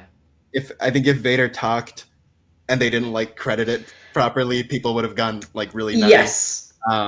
For I'll say mostly right reasons. But like it would have distracted from maybe the full thing. So my initial thing was like, maybe they won't do a voice because they don't want to get involved in that. But I was a little surprised because again, it was that same thing of like the degree to which this character is important to him is significant. And so I was interested in that aspect because I was like, man, he like killed Qui-Gon, and like, it's like he has this role in his life. The last time he saw Ahsoka, he sent her off to go end this guy, and now I'm looking at him, and it's just like, so I almost felt like it was like very impressive to me that Vader would resist the temptation to even just clown on him, like not be like, I'm gonna get you, but just be like, just to say like, you're nothing something. to me. Yeah. I occupy so much space and you occupy none. Right. I think I was very interested in that fact because I would have expected that. And then I've heard Dave give his thing, and I agree with all of that. But I also think like, I also don't believe fully that there's no version of Vader that doesn't say something. So in my head, it comes down to where he is now. Because I think, as we've seen in Twilight of the Apprentice, he's not afraid to talk. Yeah. Right? Like he doesn't go full like Robo Terminator on people. Yeah. So to me, again, it made it more interesting to me because it was like, right, like as we talked at the beginning, this idea of Vader fatigue, but it's like I've now like interpreted this guy in like a whole new way, and like I see him in this new way, and it's like, yeah, this sort of like early Empire mode. I'm like, I don't think he's fully found himself yet. No, like I don't think he fully understands who he is now, because it's like, yeah, we know Vader is sassy, bougie, ratchet. Like we know these things. We know these things about him. And it's like, but I don't think he knows that about himself right now. So I think it's too raw. I think it's way too raw right now. That is tiptoeing far too close to an Anakin Skywalker who he is allegedly supposed to be killed. Right. Like, engaging with Maul in this way at this time. He shut it off. He is trying to shut that out. He's scared to. Like, yeah. And in a way that it's like that he would maybe not if he did this showdown on Malachor for the first time. Yeah. Right. And like, so like he does not know who he is yet. And that's why again, it's like, I'd love for like a new version of that Dark Lord novel where it's like, where you can get his like monologue like inside and just the way he tries to piece things together and who he is like, he's like, I'm going to be this today. I'm going to be this today. And it's like, this Vader lacks that level of like character confidence. So it's interesting. It's like, I like far be it from me to disagree with Dave Filoni because I don't really, but I also don't think to me, it's that strict of like complete shutdown until Luke. I like it's just not quite that. I agree. It's not quite I agree. that to me. Yeah. I think I definitely feel like, especially with like Kenobi, right? Like he leaves with the child. Enough time, but that's so much time from now. Yeah, that's like 10 years from now. But I also think that, to give credit, I think that Vader not saying anything is in itself a specific choice. It's a tactic. And says a tactic to specifically annoy Maul even further. Exactly. Yes. That's why it's the right choice. It's 100% the right choice for this. Because it's like you're not that important, bro. Yeah. And also we've come to learn against his movie appearance, Maul is a mouthy bitch. Yeah. And it's like, so now he's confronted with this villain that is completely antithetical to him. He's he does not know what's going on because this guy is not like stunning on him. He's just beating the fuck out of him. Yeah. And he like cannot handle this. And he's like, what the hell is going on? So it's like, to whatever degree, it's like, both Vader just being like, I'm just gonna lock in and like not going it, but also I think he's like deliberately messing with him. I can see that. Yeah. It's funny as well, is like it ties back into the idea that Maul is a like traditionalist. Like he respects the art of like the dueling and the theatrics of it and the talking and the and respect also given. Vader doesn't imagine if Dooku was still here and he's like trying to do his lightsaber salute. Vader's just like and that's what I love about Vader as well, and it kind of like links back into Qui-Gon as well. Like like he takes those moments like he's just quiet about it. Yeah, I think that throws Maul off as well. So it kind of like links a little bit back into that. But Vader just straight up doesn't give a shit about this guy. Like he doesn't care about. I don't think he cares too much. Like with Ahsoka, I think he you see him being quiet in the ending of Clone Wars. Look at the saber. That's him dealing with it, and it's like depressing and sad. And I'm sure inside he's got conflicting emotions. But like we said before, and like we were saying about books, one of my favorite books of canon is the Dark Lord of the Sith. Well, he talks about the fact that like he's his suit hurts him. Like, he's in pain. He's got so much hate in like he's got so much pain in terms of like emotionally and also like physically. Yeah. And he uses that, he turns it into hate. So he's just this constant like, firework display. And I think, like you said, like that Ronnie turns that into his own thing. Yeah. And again, like when it comes to by the time of Empire, he has to be like that. He has to be more spoken because he's in that sort of general role. As opposed to just Sith Lord going out and doing stuff. So I really like the way he approached that. And narratively, honestly, from the storytelling point of view, I'm going to be honest with you. These last two, well, especially this last episode, I was so hooked. They had me hooked so tight. I did not even notice that Vader didn't say anything. Yeah. Truly, I did not notice until a rewatch. I was like, oh shit, he didn't have anything to say. Because I was just in, which if you got me hooked, you don't even have to say anything. And we're losing it. Narratively, they gave you a boogeyman. And like that was so effective in and of itself. So effective. Yeah. And I think it does it twofold as well. It tells you, it attacks Maul from his point of view. So from a storytelling point of view, Maul is like, oh shit, maybe I'm not the big deal that I think I am. Yeah. Like I'm just one of these like extra millions of cases that Vader's got to go out and do. And from an audience perspective, like you're going in going, oh Maul, I know Maul. I know how much of a big deal he is. And then you see how Vader reacts to that. Like, Yeah. Average day, going around killing people. See, Yeah. I don't know if I fully agree with that. I think Vader does Interesting. care. I think he does care that it's Maul. Do you Like, really? I do. Because this is the first time they've met. Again, there's too much baggage. There's too much baggage, and I think again it's like there is that level of Vader is just burying Anakin, and again like it is absolutely vital that it is only Luke that brings it out. But I think again it's like it's too raw, it's too soon in the timeline, and I think like the fact that this Maul is linked to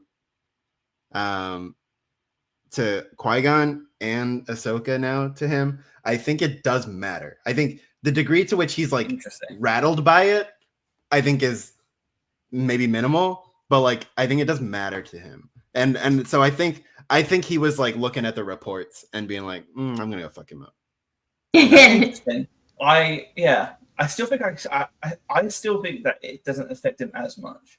I can appreciate why. Like, this is what it's fun about. Like opinions. Actually, one thing like that has in my mind, I don't know if they've given like a canon placement of this, and if they have, I'm now going to ignore it. I think it was like 18 BBY. No, not this episode. I don't mean. Oh, sorry. But I mean the ending of Clone Wars. I don't know if they've placed that, and if they have, I will now ignore it because in my head, I think this fight with Maul instigates him going to find out what happened. Interesting. Because again, like the last time he saw Maul got out, his apprentice could be getting out too. The last time he saw her was you need to go deal with Maul, and I'll catch you later, Snips. Like that was his last impression of her and where she went, and the fact that it all went dark and nobody knows what happened and whatever, and now this guy has shown up.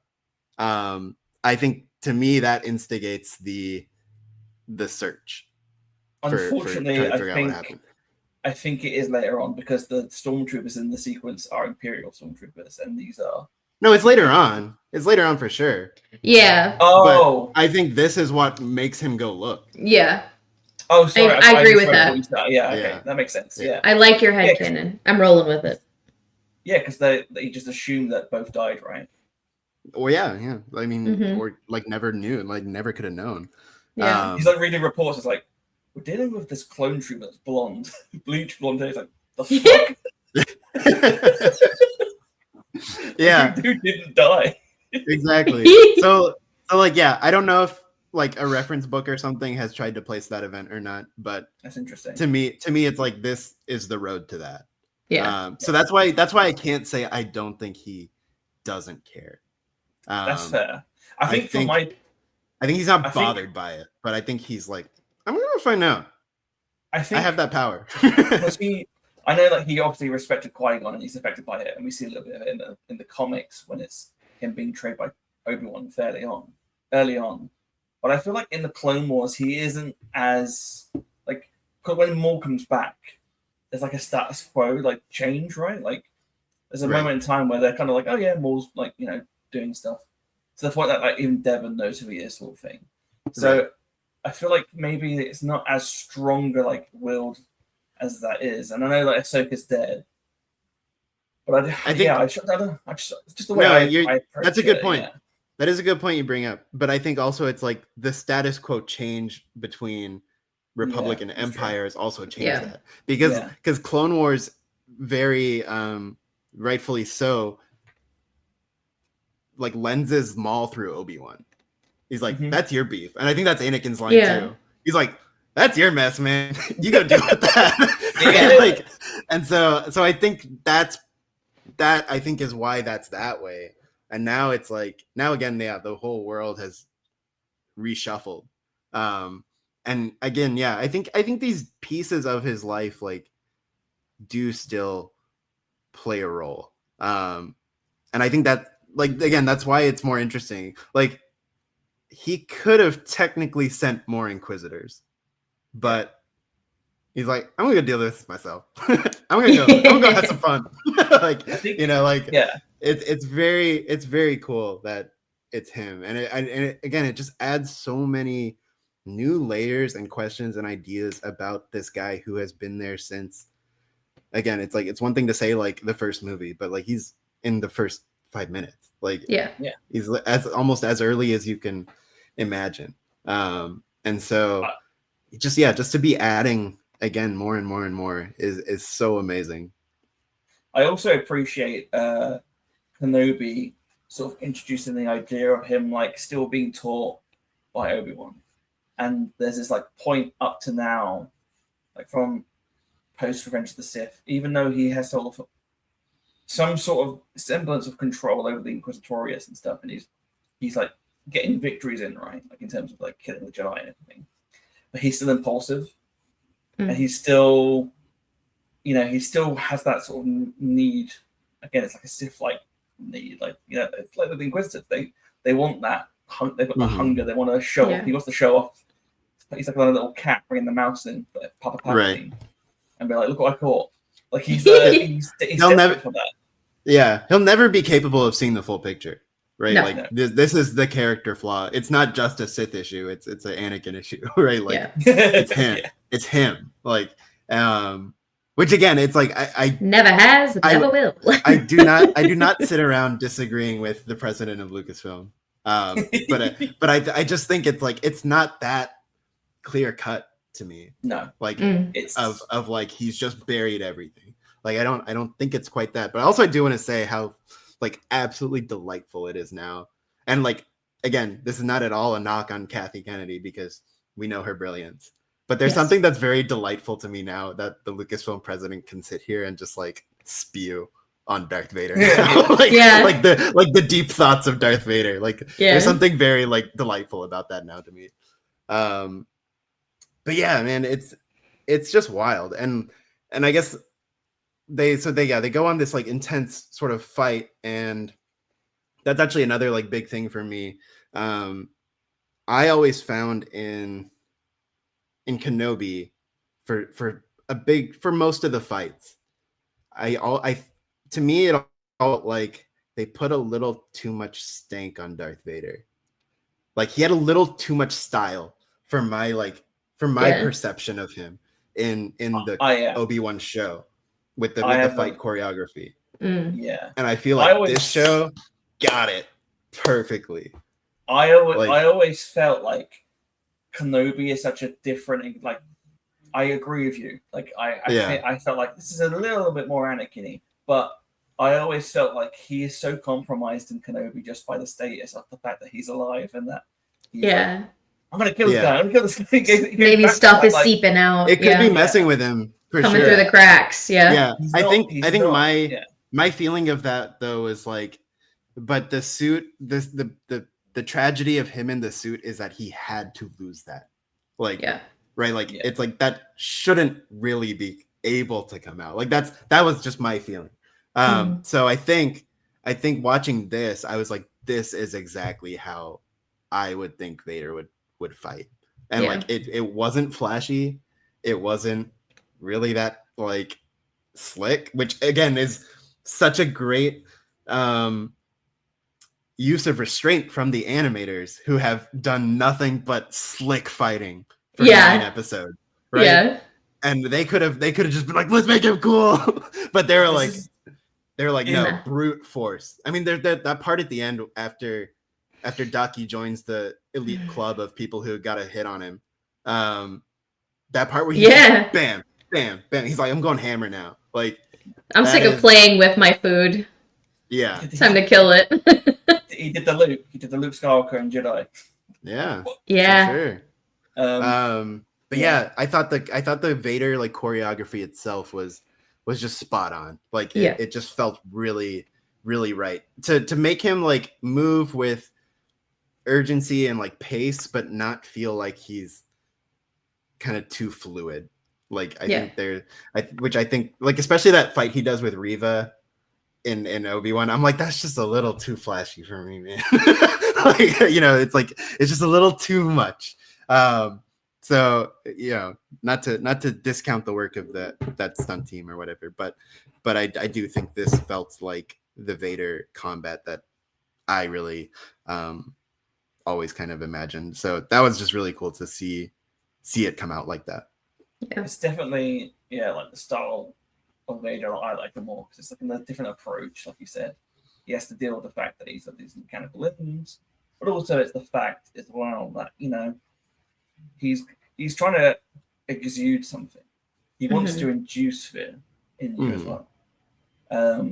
That's why he hides behind the corner and holds his breath for like 5 minutes. Jump scare through the wall. Listen to your conversation and then just yeets out. Yeah. I also want to shout out Kool-Aid Man. Look,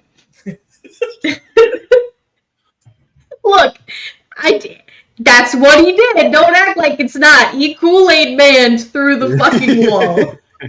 Oh yeah. But do it.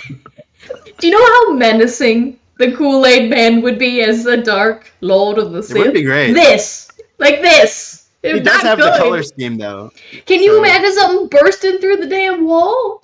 Yeah, but you have to bleed the Kool-Aid to make it red. Gotta bleed the Kool-Aid.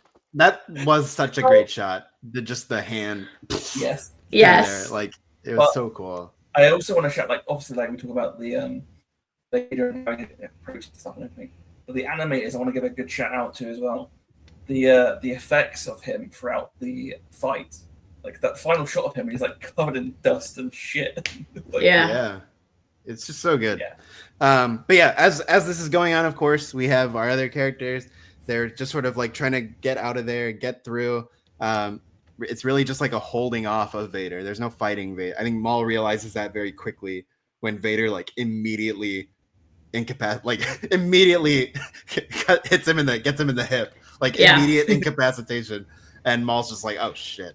But we gotta kill some time here. Right. So it's literally just we gotta get out of here and not handle this guy. And so we have the Lawsons, Two Tubes, Vario. They're sort of now trapped in this TK Stormtrooper issue. We get Charlie's Lambda class shuttle taking its little bow in this show, and they're sort of doing their business. It's we get to some very fun Vario stuff. I love his little like hype up. I'm using it forever. What is it like? Not small. You're not small. You're super tall. You're not small. You're super tall. Next time, I cannot reach something on a high shelf because I am 5 feet tall. Oh my god. That is what I'm gonna do. It's so funny. Thank you, Vario. I understand you, Short King. I use it on Hinge now. I'm not small. I'm super tall. Go for it. It's so funny. So yeah, they're stuck with one of those pesky little E-web cannons, which let me say, those things are much more powerful than I thought they were.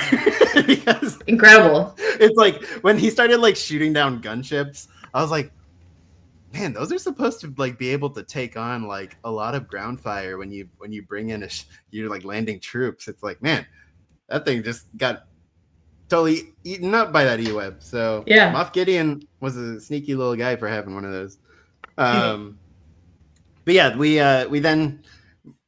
can resolve this part of the story and get back to Vader. So like we have this issue of they get a bit separated once Dryden comes in, and Lawson has sort of had those moments with Riley, and he now is like sort of seeing they're a little screwed, and he takes it upon himself to pick up the E-web and chase off the stormtroopers that are blocking two boots. I was going to say two tubes, two boots, and Riley from getting to the ship. This was a little bit of a heartbreaker, or is it? Because they do leave his death very again. Death, like it's he's not dead. He's not. Because let's be honest, this man is alive. This man is alive. Yes. He's gonna be in the Empire's hands, which is a complicated can of worms for this man.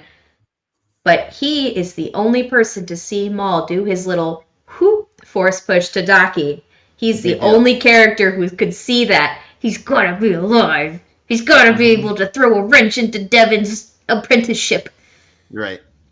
Yeah, and it's again, it's just like if they wanted him dead, they would have shown a nice smoking hole in his chest. Like you don't walk him true. you don't walk him into the Into the we've already mist. established this is not that show. Like No. the show will not pull the punch if they want to kill somebody. So like I think it's like it's very he just walks off into the crowd. He takes a few hits in non-vital areas. So like yeah, it's enough to play with you, but it is very sad. It's very sad that It is sad. and it's a very like kind of bittersweet moment of like get him to his mother. Like I'm trusting you 2 Boots to get him where he needs to be. And yeah, let's be straight with each crazy. other. He's not getting to his mother.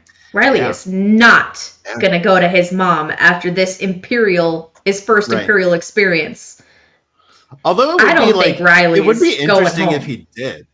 It And, would like, be interesting. And like tried to challenge his mom on what's going on. Like that would be an interesting like That would be layer an to it. interesting Yeah. turn. I don't Mom I could agree. help get him out. Yeah, agree. I don't know if they're gonna reach that. I don't step. I don't know. Charlie, what do you feel about the fate of the Lawsons? Yeah, obviously it's tragic there for poor Riley. We get a few, all these characters, regardless of their fates or where they go to, good or bad, they all stem from tragedy. And you can't really avoid it, especially in this period of time. Yeah. So it's interesting to see where this pushes Riley, who is, he's kind of like the Luke Skywalker of this story, right? Like he's just an average kid who wants to play games and then sees his family get smoked. Swept up into it all. Exactly. So also, to see where... shout out to Riley. Also, a good kid at heart, keeping that thing on stun. Yes. Yeah. Sweet boy. Yeah. Good for him.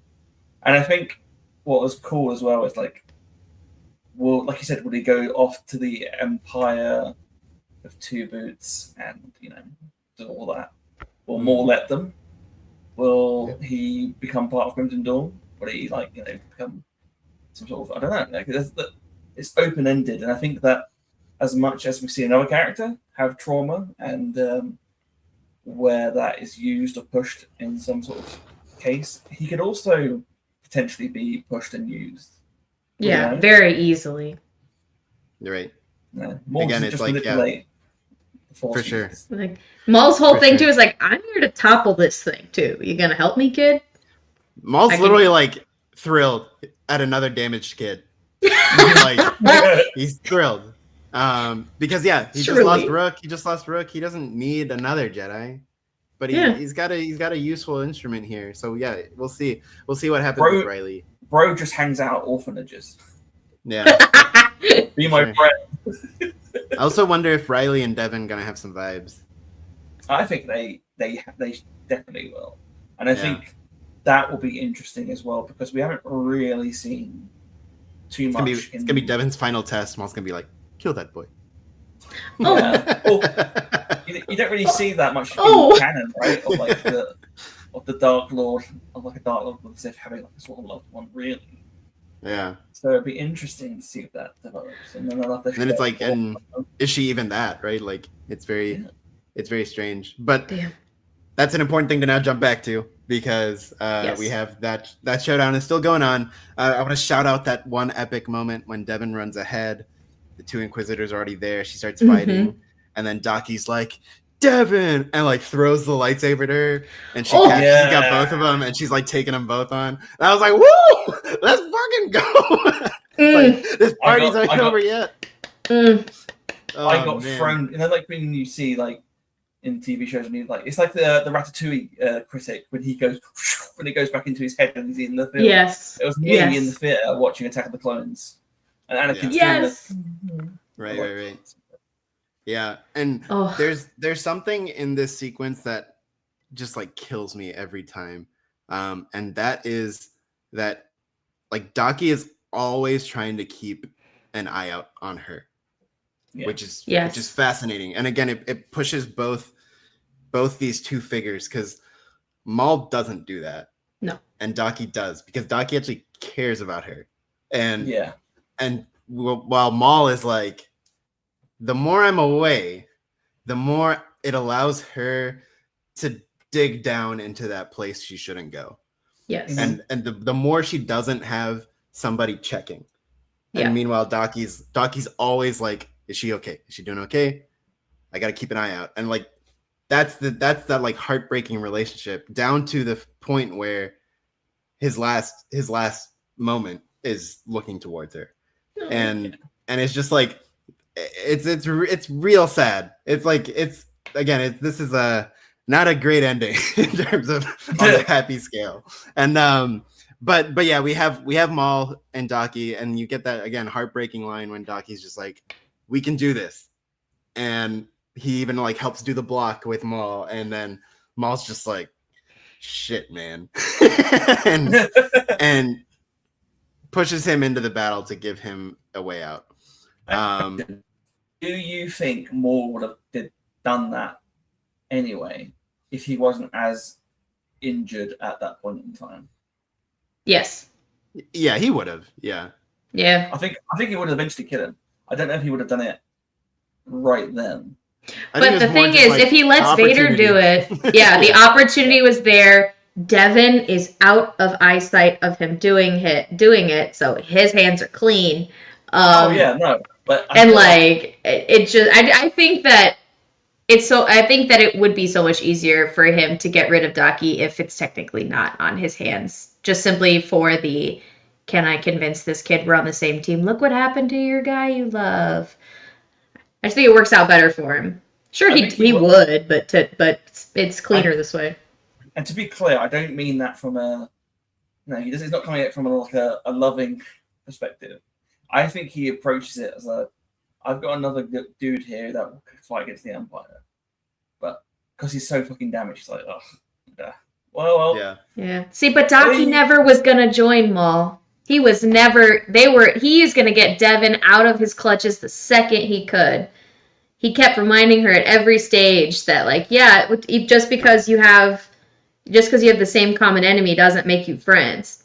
Like, Daki's gonna be the constant the constant naysayer in the ear, be like, we should work together. We should. Yeah.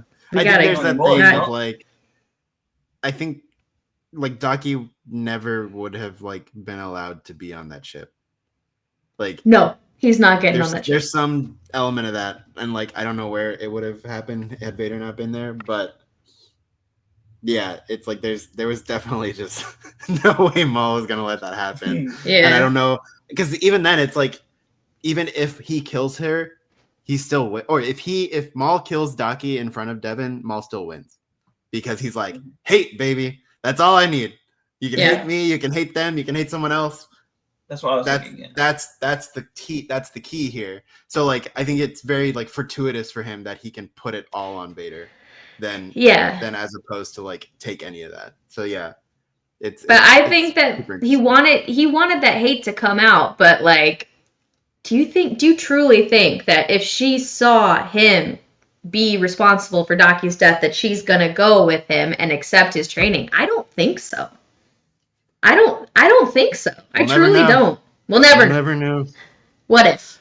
Yeah, it's I mean, Count Dooku knows that the Emperor sent Maul to kill his apprentice, and he's like, that fucking sucks, dude. I mean, I'll go along with you, but I'm mixed. Yeah, it's a dynamic that is, again, like just so odd. Like rightfully so. Like power. Like like Palpatine would have made Luke kill Vader. Yeah. To then descend into his apprenticeship, and it's like, I think Luke would, by principle of the act, be in, but then be like, I hate this guy for making him do that to me. Yeah. And then Palpatine's like, yeah, it's very good.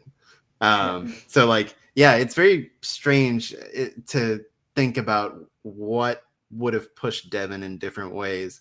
But yeah, certainly where we are, it worked out brilliantly.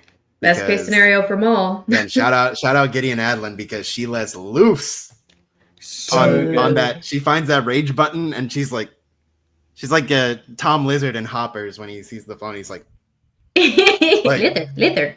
She's just going ham on that button. And then like Maul's just hanging out, going like. He's like, "You wanna see me do a lightsaber?"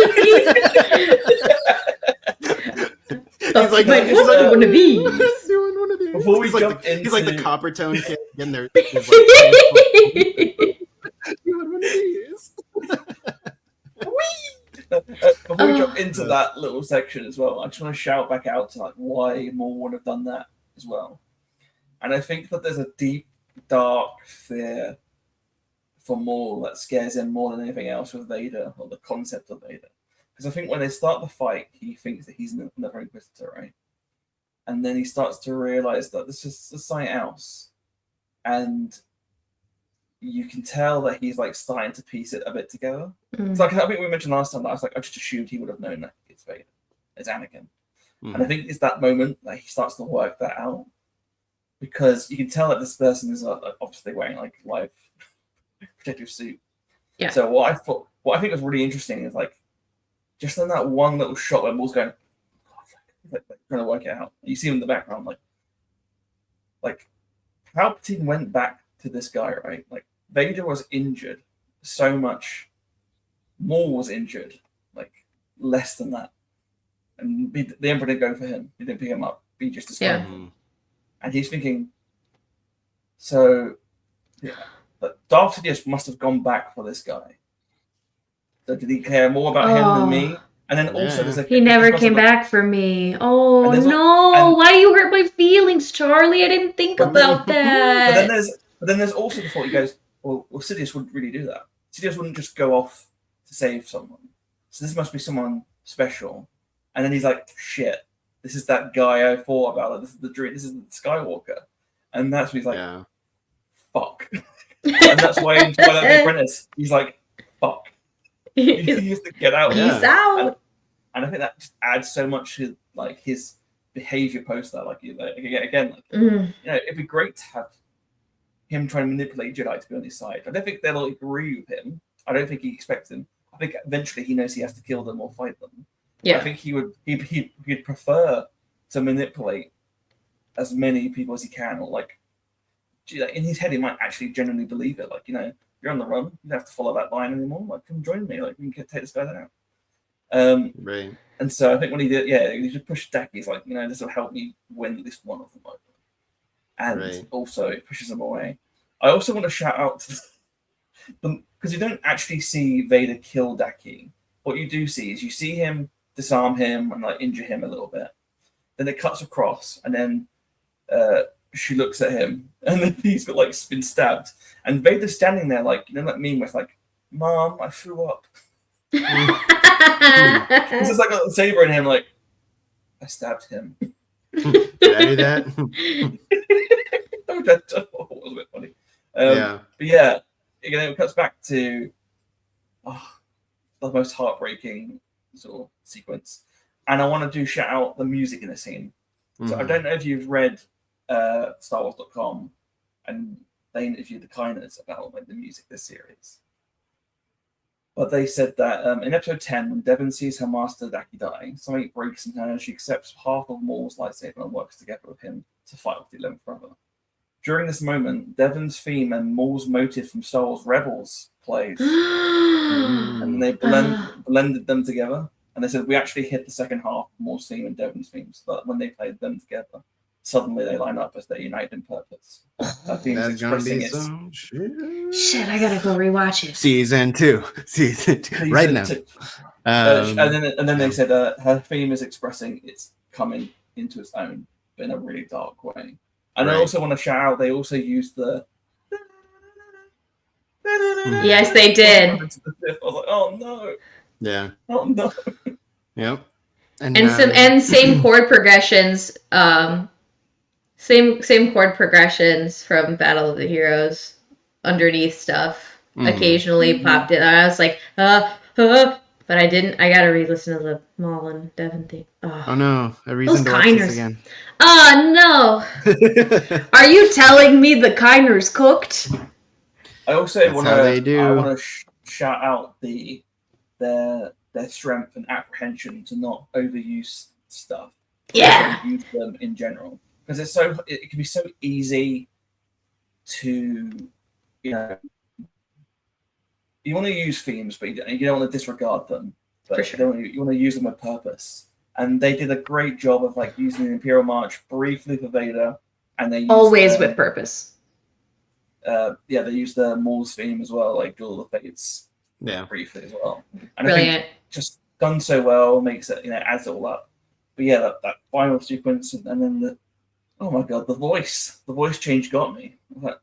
It's the same way I felt when you saw Anakin change, like turn. Yeah. Right. Like The it's like, oh no, don't do that. Oh, yeah. no. And you can just see the pain and anger at him, especially when Maul's like holding her back, and again also the lighting and the way it illuminates her face, and she looks completely different. Yeah. And it's just like, and yeah, Maul's just like, man, I'm feeling things right now. Like he's in his happiest place ever. Like he's a little scared shitless at what that Terminator that just came at him. But like, this is exactly what he wanted. Yeah. And needed. Because she will now, as we see once they board the ship and they're all sort of like figuring their shit out, we see that she is ready to commit. And that's how we're gonna go, and that's how that episode ends. And it's a close up on their eyes, and it's very, very ominous, and also very exciting. Very exciting, also. I will say, but notably not right. Actually, right? Like they don't actually do that. So it's like, it's very like, yeah. This is what that story is, by the way. Do you think there is some semblance of hope in those final sequences as well, though? Because I thought the way that she looks at Lawson Jr. Yeah. And I feel like there's still from a certain point of view. Yeah. Yeah. So maybe, I think she might still have a little bit of hope that this guy's going to teach her enough to get back at them. Right? Yeah. Like, I think, which is negative hope, if that makes sense. Hashtag it, negative hope. Look, we've got to get through. You got to go into the dark patch to get out. I mean, potentially we don't know. But yeah, or how that's happen. So that's how this season ends. She's in, Daki down. Shout out to Dennis Haysbert, who has been incredible as this character, and you will be missed, good sir. He was our Mr. Allstate commercials.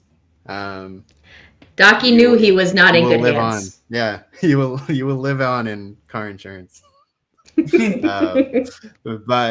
But yeah, it's brutal, and we lost him. We lost a lot of Maul's crew, but we're gonna get new ones. Dryden's got him prepped for what's to come next with Crimson Dawn, and then onward we go to season 2. I think Sam Witwer has said in the past the wait won't be as long as you might think, which is so good. They might not wait a full year to drop it. I need it now. Interesting. They maybe at the 50th, maybe early on. If they like maybe start the year with it, like a January drop, that'd be kind of cool. Happy New Year's Day. Yeah. It's officially New Year's Day, the year of the Star Wars 50th. Yeah. Have another one. Man. Nah, they won't do that. So instead of Yuletide, it's the Maultide. The Maultide. Make the Maultide. Isn't there a Maul Santa minifigure that was in like a Lego Advent calendar? I'm pretty sure there is. That checks out. Yeah. That sounds like there is. So we can bring that bad boy out. But yeah, I mean that's season 1. We can close this out. You can loop your final thoughts into this, but we will do Sleemo of the week. I think we've all got the same one. Who wants to start? Surely, right? I don't know. We'll find out. Why don't you start, Charlie? I mean, Maul. There we go. The cheekiest, devil out there. I love him. I respect him. But you can't just push an old man.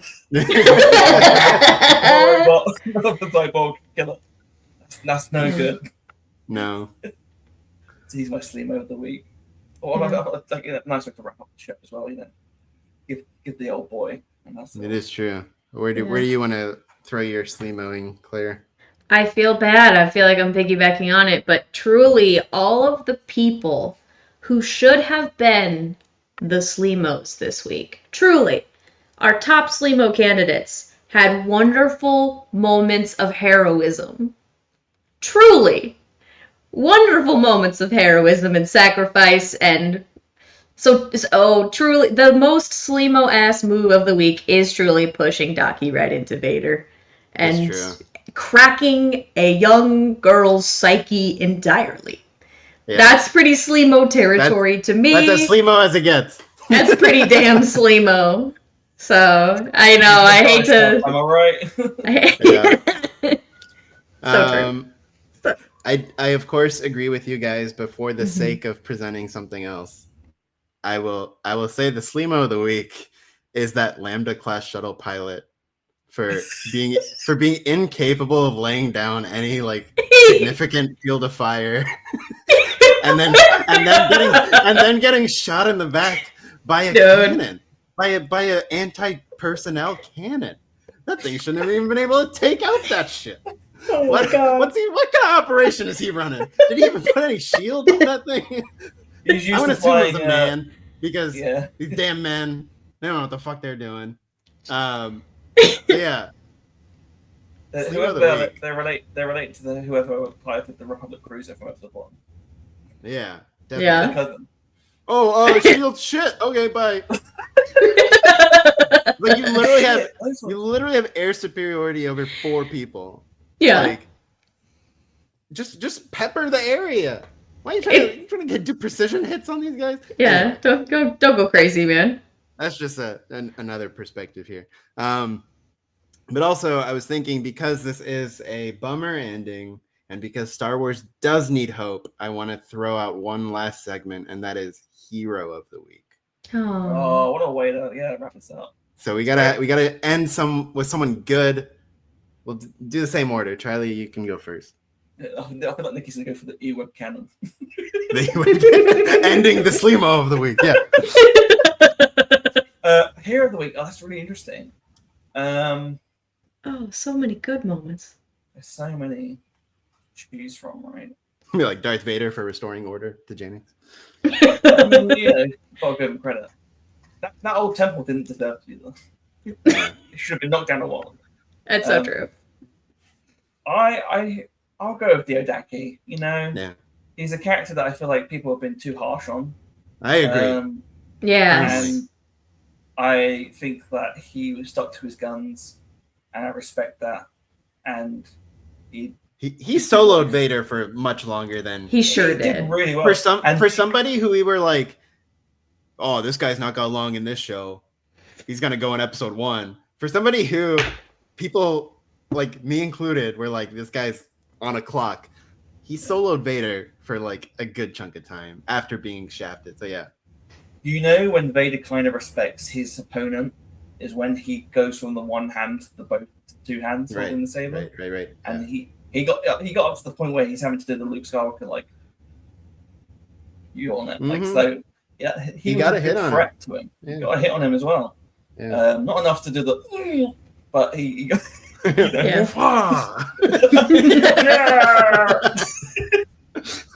he definitely he did really well, and I think that regardless of his fate in the hopefully he will live on both in his teachings and that will win Devon around in the end, and he's done well. As Luke Skywalker said in the comics, his role was to help save people, and he did it. I would suggest that if Devon does not fully capitulate to the dark side and finds her way out, it'll be because of him. Yeah. And sort of like what she learned from him. Yeah. And maybe if Lawson does survive, I'm sure that will help push him forward as well, because he definitely learned. From this experiment. So yeah, all right, Claire. He's my choice. There we go. That's a good one. Claire, Hero of the Week.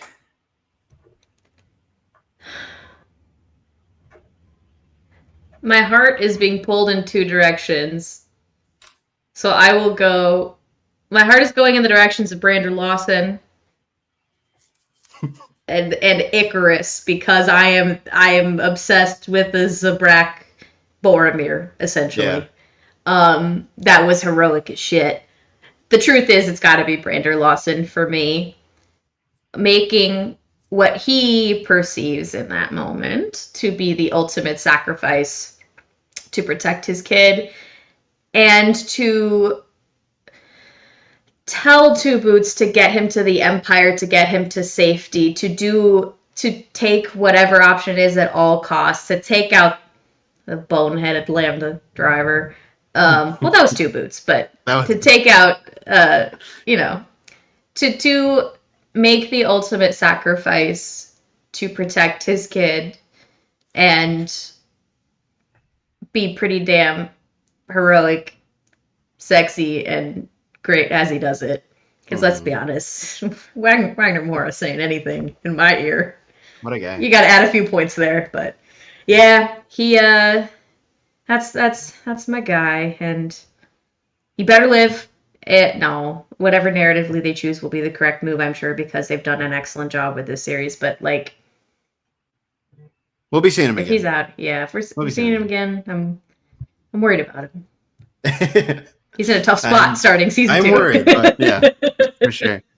No, yeah, both great choices. I think I was a little surprised you didn't pick Vario. And that was a very that's the most heroic he will probably ever be.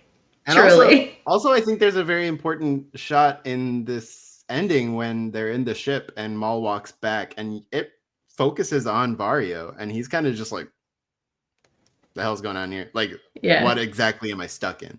So I think there could be a really interesting sort of plot line with him going forward. I will say, I think any heroic deed that Vario does is sort of undermined by his.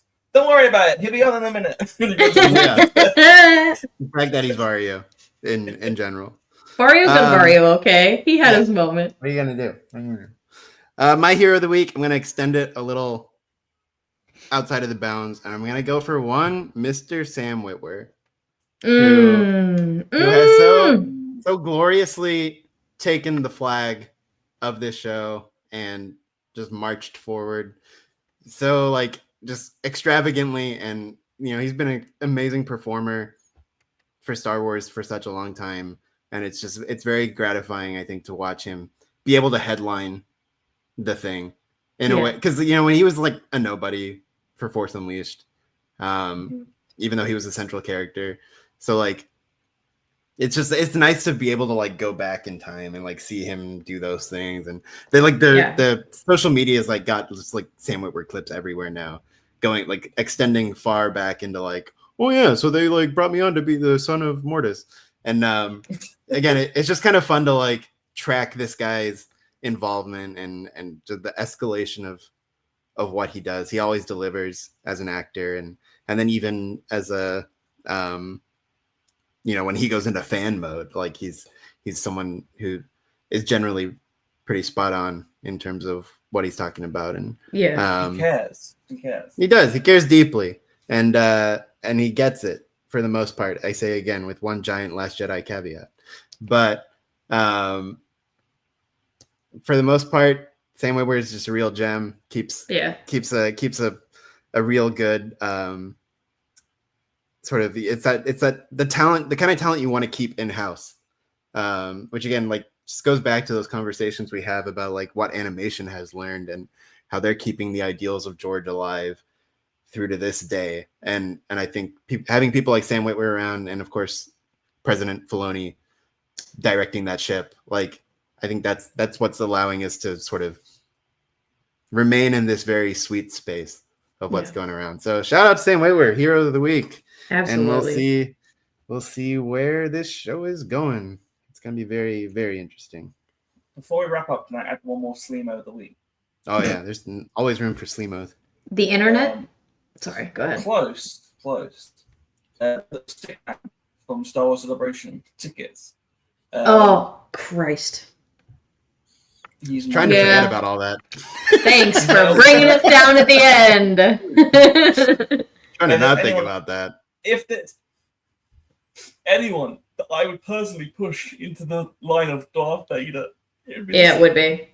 You know, fucking. It would be. They would deserve it. I wouldn't think twice. Yeah.